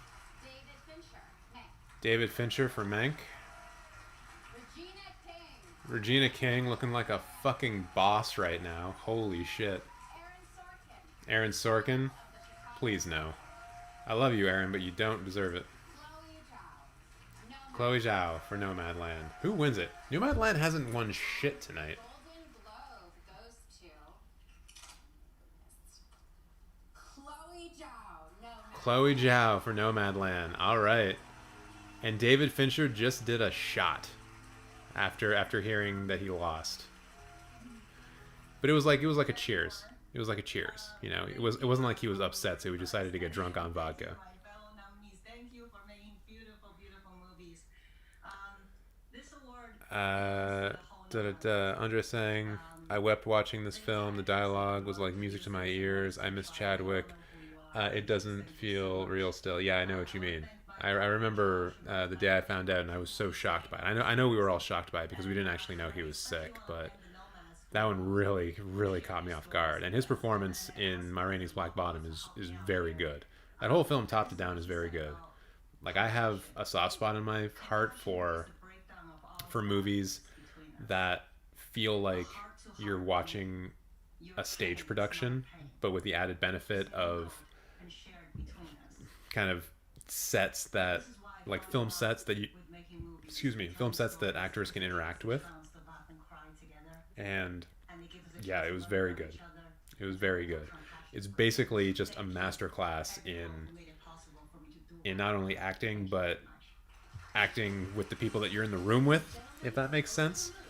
Because like as good as Chadwick was, he would not have been able to pull off that kind of performance without the people reacting to him. So like, he's great, and he's being elevated by those around him, and those around him are being elevated. And Sandra Oh is on screen right now, and someone is pulling a sled behind her that has a dinosaur in it, 2 dinosaurs. I'm wondering if this is Sandra Oh's way of telling us that she is in the 3rd Jurassic Park film. Nominated tonight for 2 Golden Globes. And she looked at it. So that was obviously a joke that they meant to do. Now we're talking about Palm Springs. So let's go back to the chat. Andres agreeing with me, saying that Sorkin doesn't deserve it, but he didn't win, so we don't have to worry about it. Rahan's super happy that Chloe won. Chloe Zhao is the MVP this year. Her film is a literal beauty. I really need to see it. I'm just pissed because it's like only available as like a $25 rental on like Google Movies and everywhere else, and I just don't want to spend $25 on a movie that I'm going to watch once. I wish that I could go to fucking TIFF to watch it, because with my membership it would only be $7, and I could see it with good screen and good sound and all that other stuff. I will watch it soon, though. I will watch it soon. Andre's saying, oh, talking about David Fincher doing a shot. He did it after he lost for screenplay, too, apparently. Good for him. Good for him. He should be doing shots like that. And Andre's saying he loves stage adaptations as well. Yeah, I do love stage adaptations, but I don't know if Ma Rainey's Black Bottom was a stage adaptation. I just wonder if maybe they shot it in that same kind of way. Which reminds me, I need to watch Fences. That one's on my list, too. Rahan saying Zhao is the only person that can make a movie from a non-professional actors. It's a crazy directing skill right there. I can't understand how she did that. It's actually tough. And after I just read Andreas' thing, that, oh, he thinks he's finally seeing Nomadland this week. Cool. I want to know what you think of it. But yeah, working with non-professional actors has an interesting history in and of itself. The first time I remember hearing about it was with Italian neorealism, that film movement that took hold in Italy after World War II. And one of the funny things about it was that the idea was like, we need to create a more realistic cinema that better represents and reflects the society that people are living in right now, which at the time was an Italy that was bombed to shit because of World War II. And so they were using a lot of non-professional actors, but the catch of that was that since they were using a lot of non-professional actors who couldn't act, they had to overdub those non-professional actors with professional actors. So a lot of times you would be seeing like the real way that those real non-professional like actors were acting, but the people speaking were actually professional actors. And I also heard that they had to do like way more takes than they usually had to, because the non-professional actor didn't really understand like how to be in front of a camera. So it's this funny thing where they were trying to be more realistic by bringing people in, like non-professional actors in, but then having to fix all of the mistakes that those real people were making because they weren't actors. I don't know if Nomadland is like that, but I always think back to Italian neorealism when we start talking about non-professional actors. Oh my god, Rob Moden is here. Is this the first time have you been here the whole time? You just haven't been in the chat and now you're upset that I didn't say a kind word about Palm Springs? Rob? That would that be on brand, Rob? I feel like it might be. Thank you for coming out though. Thank you for watching. We're up to 22 viewers. My goodness, we got some steam going in here. Got some momentum. Oh, so the dinosaur thing is a specific reference to Palm Springs. Good to know. Good to know. Andre's asking if I caught One Night in Miami at TIFF. I did not. And I tried to. There was one of the ones that I tried to get into, and then the tickets were gone by the time they were available to me. But I want to see it. Jan saying Milos Forman did it back when he filmed in the Czech Republic. Interesting. Using non actors. What is the big Milos Forman film that he did before he came to America? Fireman's Ball? Is that it? Let me know if that's right. He actually got nominated for foreign film for a movie where he used only non-actors. That's pretty good. That's pretty good. Speaking of Czech films, I watched very recently a film by is it Yuri Menzel? Is that the right name? The guy who directed Closely Watched Trains, which is a Czech New Wave film from the 60s. And I watched the film that he made after that, or soon after that, called I forget the name of it. God damn it. But it was kind of interesting. It's like one of those films where you watch it and it's like, wow, yeah, they were super misogynistic in the 60s. And maybe that's never actually stopped, but that it was a good movie. God, what was it called? I've got my Cinematheque thing open right now. I can just check. Capricious Summer. I can just check the director too. We're back from commercial, and Kristen Wiig and someone else are doing a bit. I don't really know what it is. Yeah, Capricious Summer by Yuri Menzel. Interesting film. Interesting. My favorites were Hollywood T-shirt store and Hollywood souvenir and T-shirt. That's right. Hollywood trinket dome. So let's see. Rob's saying that he's dipped in and out. Well, glad to have you here. Either way, thank you for dropping by. Hope you're having a good weekend, Rob. I'll see you at work tomorrow. Rahan saying, have you seen The Rider? I adored that film since long ago, and the time I heard the buzz for No Man's Land, you don't know how happy I was. The Rider. I feel like someone recently told me to watch The Rider. I think it was probably Miriam, who was in the chat before, who's not here anymore. I haven't seen The Rider, no. I've seen The Rover, which is a totally different thing, but the title's close enough. Oh, we're doing motion picture, musical, or comedy now. Doing the award. We're getting down to brass tacks. Borat, Hamilton, Palm Springs, music, and The Prom. Why is Hamilton nominated? Why is it here? Before I open this, if we don't say your name, there is a store you can go to on Hollywood Boulevard. I'm not kidding. It's called Hollywood Award They are delaying it. Please don't spoil it for me if you're ahead of me right now, because they are delaying right now, and I don't like it. The GG goes to Borat. Borat. Interesting. Does Borat get nominated for an Oscar? Sacha Baron Cohen just thanked the all-white Hollywood Foreign Press. Even though earlier in the show they showed us the members of the Hollywood Foreign Press are not white. It's interesting. It's interesting. Oh god. Okay, I need to catch up. Got Jan saying yes. Horima, Pachinko in Czech. Is that Capricious Summer you're talking about? And that is Yuri Menzel. Yeah. Right on. Yeah, and I haven't seen you in the chat before, or LEG. Thank you very much for joining.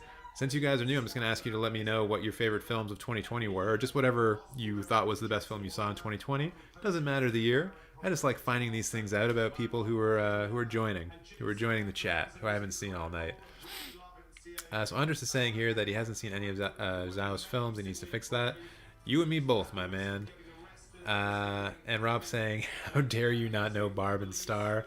They went to Vista Del Mar. Rob, if I only talked about the things that I didn't know while watching the Golden Globes, that would be all I talked about. Luckily, I don't know the things that I don't know, so I end up talking about nothing. Jan saying, I'm really glad someone in America watches some of Czech cinema. Jan, I apologize to burst your bubble like this, but I am actually Canadian. I am not an American. So hopefully you can take solace in the fact that someone from Toronto knows like 2 things about Czech cinema. Although that's something I would want to change, because I know that Czech New Wave in the 60s is a pretty interesting film movement because it existed inside of communism but was also quite critical of it, and was able to be critical of communism and like get away with it, right? Partially because of, I think, the Czech Republic's place inside the USSR. They were just able to be a bit more cheeky about things. So yeah, I do want to check out more Czech films. LEG saying Borat, come on. And then Rahan asking, wait, why best film before best actor? Golden Globe's gonna Golden Globe, my man. Who fucking knows why they do the things that they do during the Golden Globes? They did best actress before best supporting. They don't know what's going on. And part of me wonders if maybe they've had a bit of trouble with like Zoom connections and things like that. And maybe they're just rearranging some of the awards based on who they can actually connect with properly. I don't know if that's true. That's me speculating. It's probably totally wrong. Oh, Rocco's stretching. But that could be part of it. Jan saying, no, I meant the Fireman's Ball. Oh, that's what you meant. Capricious Summer, also great. Right on. Jan also saying that explains it. Personally like Canada better. Me too. Although I love New York. God, I love New York. And Chicago, but I love New York. I gotta go back. Jan also saying, learned a thing or two about USA in the last year, and they are not good. Smiley face. Yeah, I think we've all learned a few things about America over the last 5 years or so. Hopefully they're on a bit more of the right path now. Fingers crossed. I'm sorry, I'm not quite sure how to pronounce your name. Have they done Best Actress in Drama Movie yet? I haven't seen Frances McDermott be nominated, like up in a nomination, so I don't think so. So there's still hope. You can get that hot news right here, right now. Well, not right now, but in a minute. Yeah, let me know if I'm pronouncing your name right. And for anyone as well, if you have specific pronouns that you would prefer, I am making assumptions based on names. But if you have specific pronouns, let me know, and I will use them. Happy to do it. But yeah, God, Capricious Summer. I think that would be a film. Like when I watched it, and this is maybe a bit of a channel history for some of you who have just joined us now.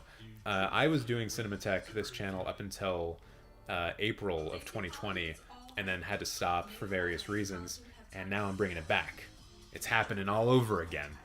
And I feel like if I had, and this was a decision that was made yesterday, and I wasn't even planning on putting up new content for a little while, because I wanted to do a redesign of the channel. I wanted to get some videos in the can before I came back. I just wanted it to do it the right way. And then I realized that the Golden Globes were tonight, and I was like, well, fuck all of that.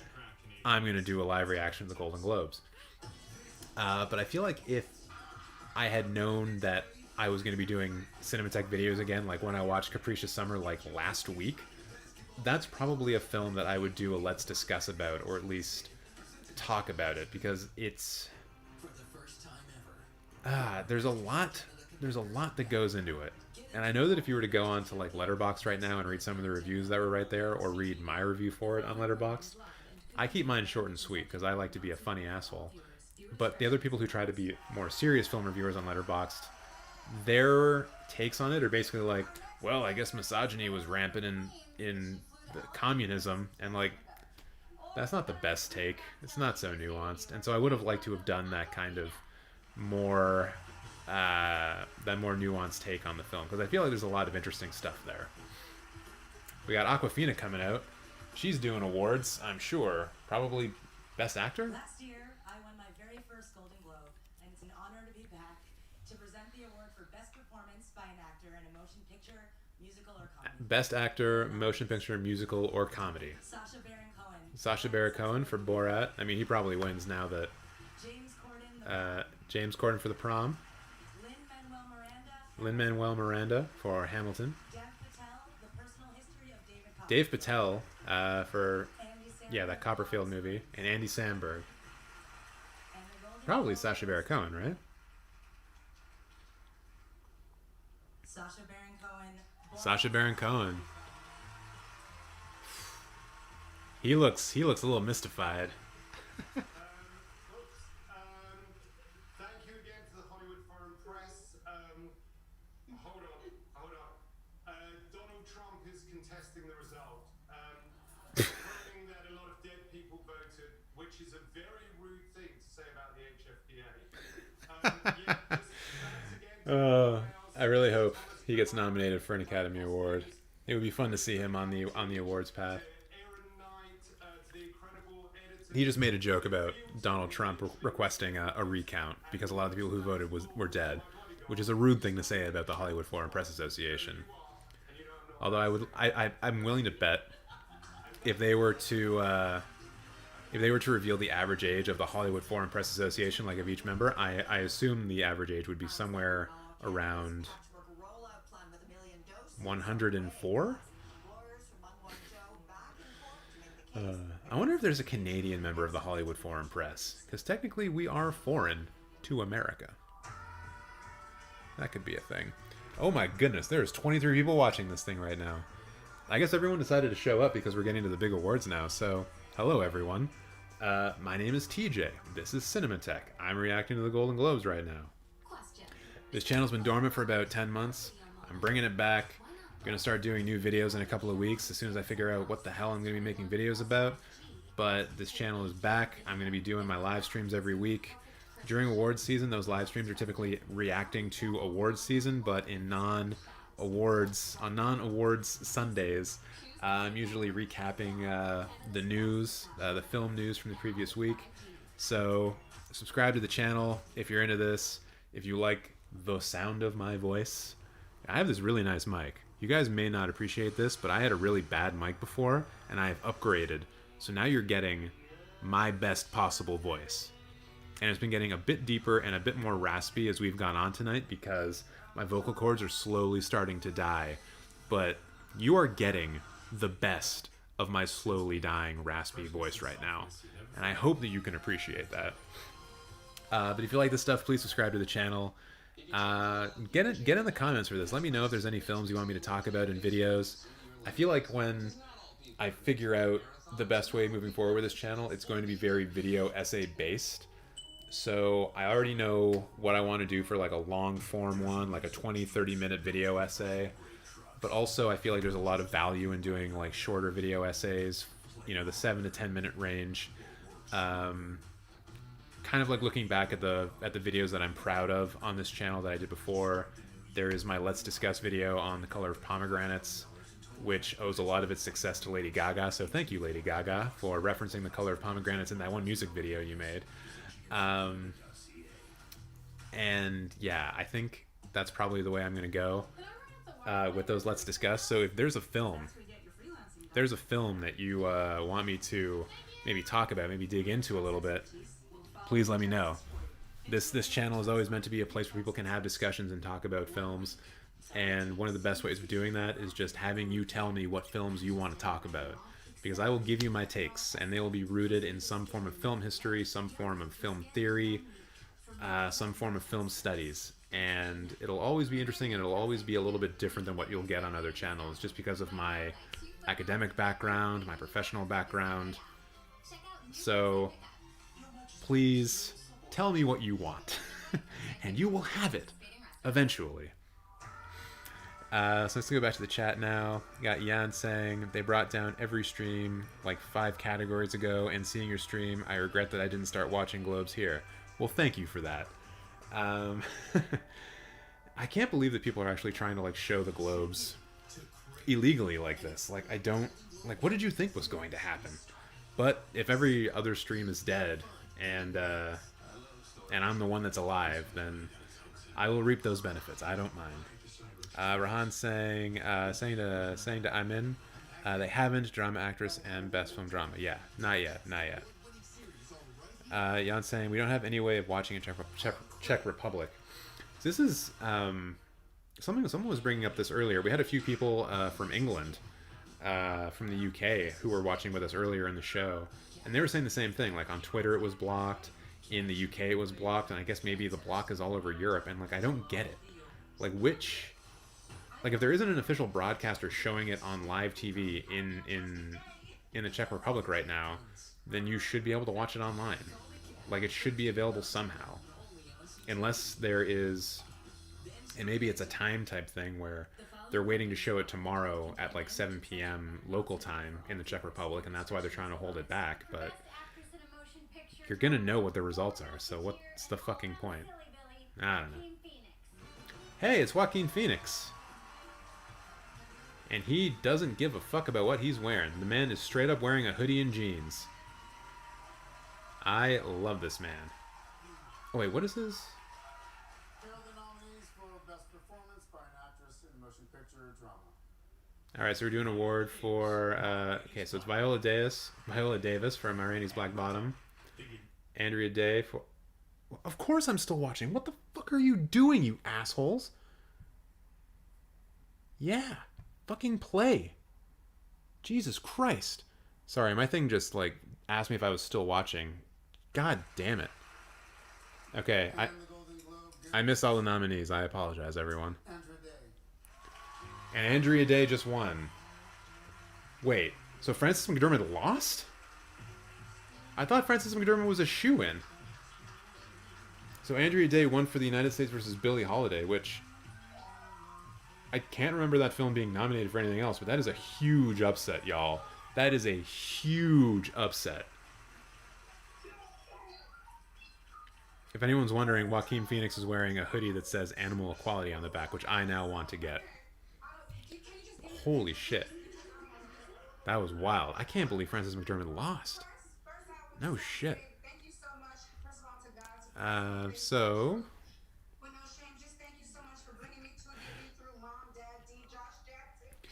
So now we got Rahan saying to Jan, it happens also in here. So last year I went here and now I come back.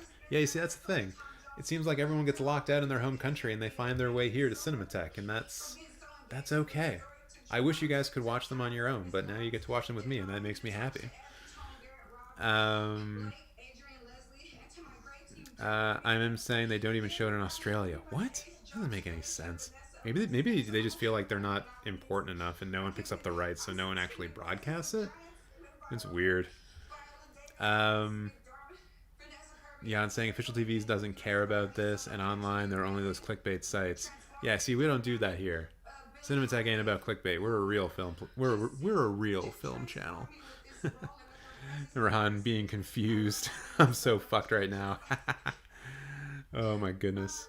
Rahan also saying the other 4 is locked for nom, but the winner is none of them. Yeah, and Jan saying, what, Andrea Day? Seriously. Seriously. This is a fucking shocker. Like, biggest surprise of the night. By far. By far. Kind of crazy. Andres saying, I heard this movie is so fucking boring. Oh, sorry. Andres didn't say fucking. I said fucking. Oh, it's Catherine Zeta-Jones and her grandfather. I'm just kidding. It's her husband. Earlier, we shared a few of the best moments from the 5 films nominated for Best Motion Picture Drama. Once again, here are the nominees. Thank you, Andres, for allowing me to editorialize you a bit.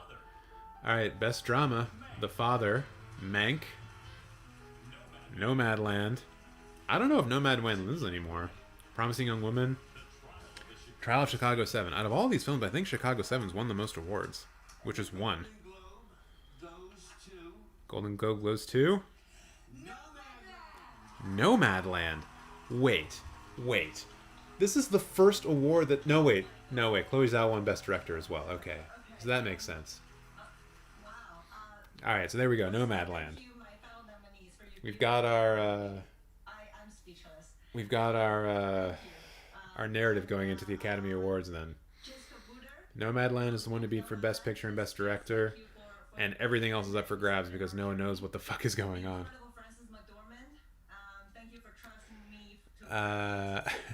Jan saying at this point the Father could even win Best Drama. I mean, that's the thing, right? Like, who even knows? The thing that gets me about the Father is that it is not out. Like, I think it was released in select theaters in New York today, and is not even coming out to VOD until March 28th. Like, who the fuck knows about it? No one's seen it.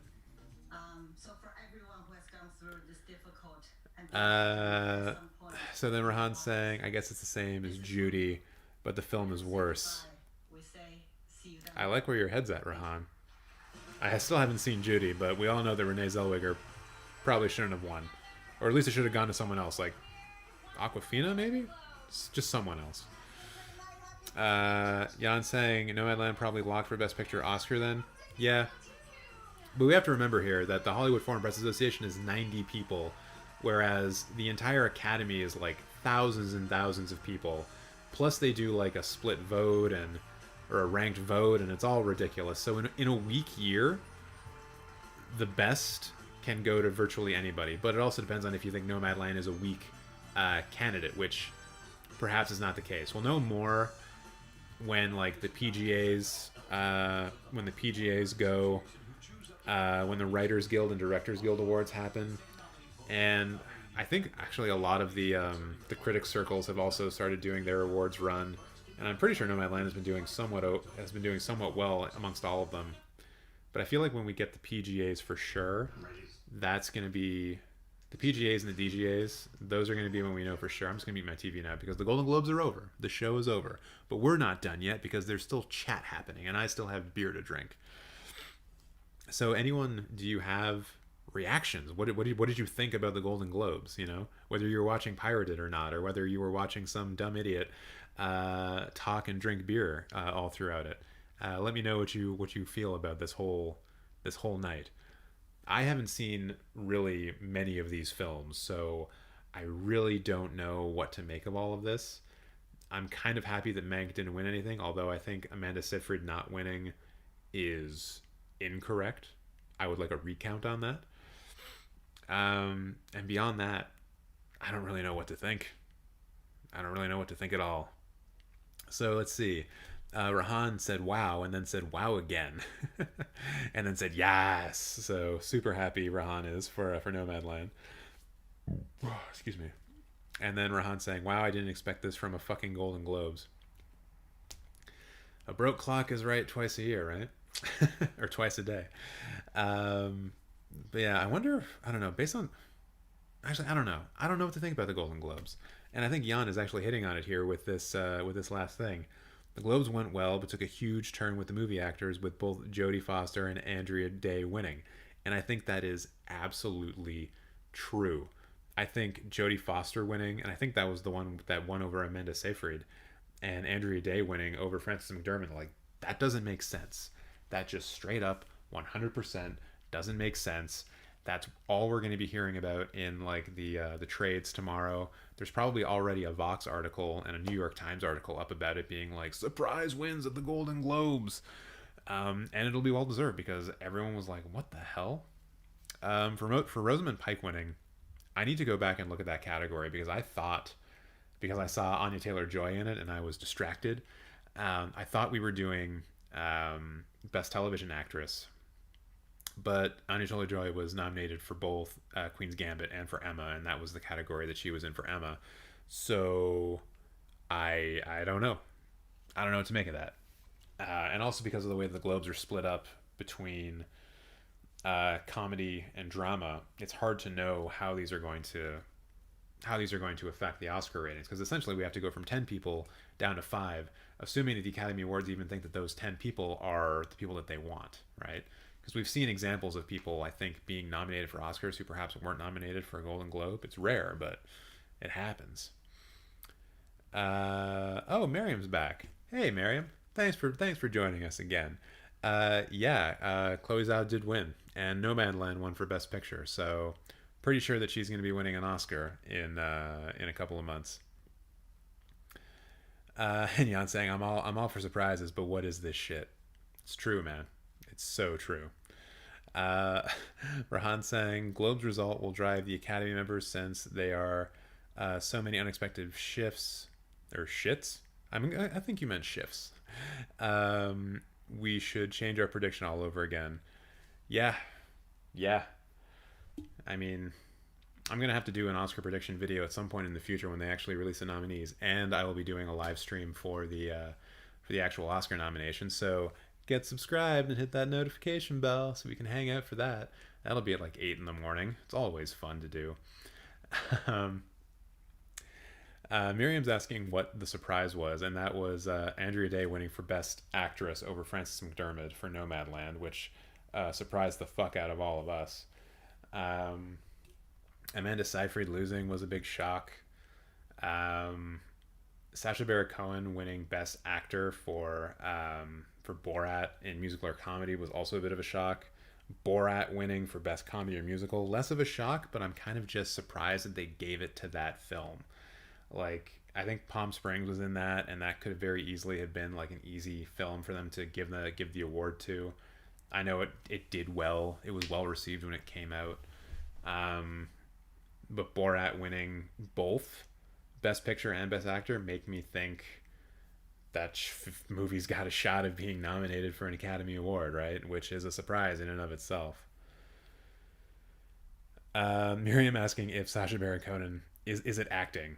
If he's acting, if he's even acting in Borat, and like 100%, it is probably the most method acting that gets done, except for maybe Jared Leto being an idiot when he's Joker. Like when Sacha Baron Cohen is Borat, he is so that role.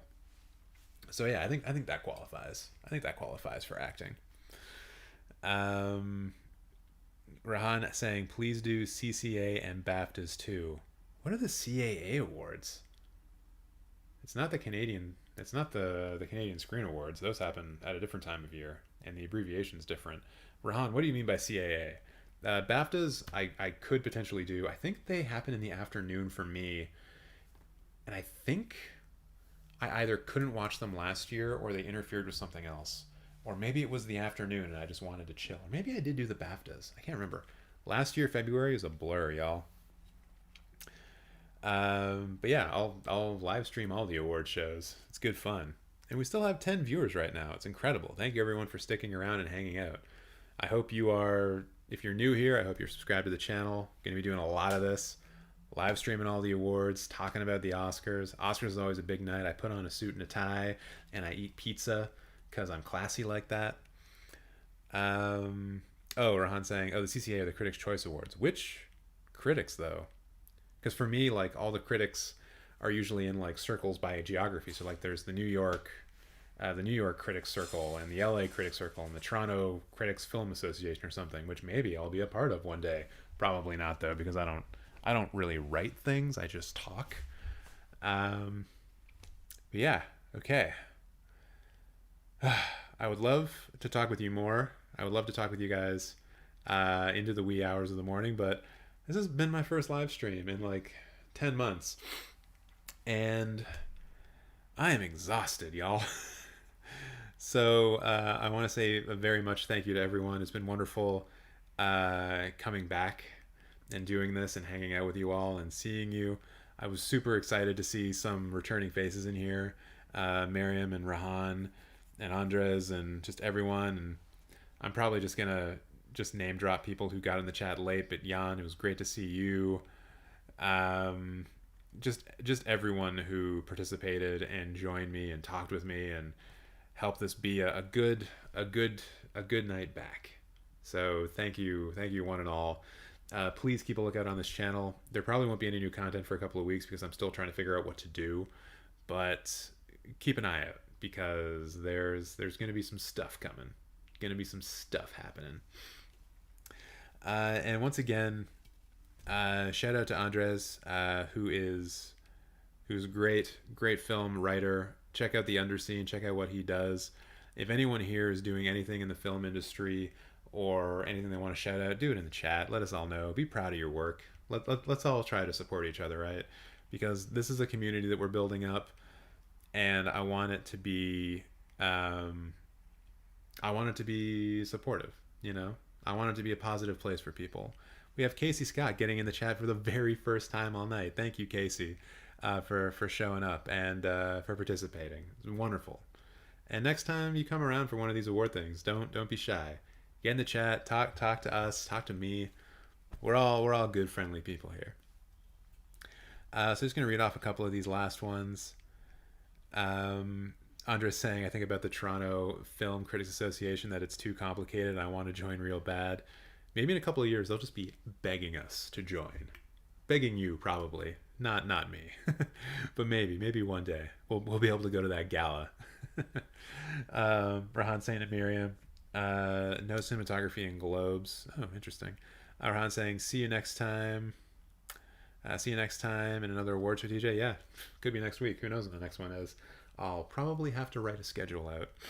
And Casey just saying, hello, where are y'all based? I'm in Toronto. Toronto, Ontario, Canada. So, yeah.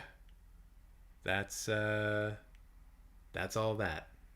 I'm super tired. Apparently Andres is going to text me tomorrow about a found footage film festival for me to cover.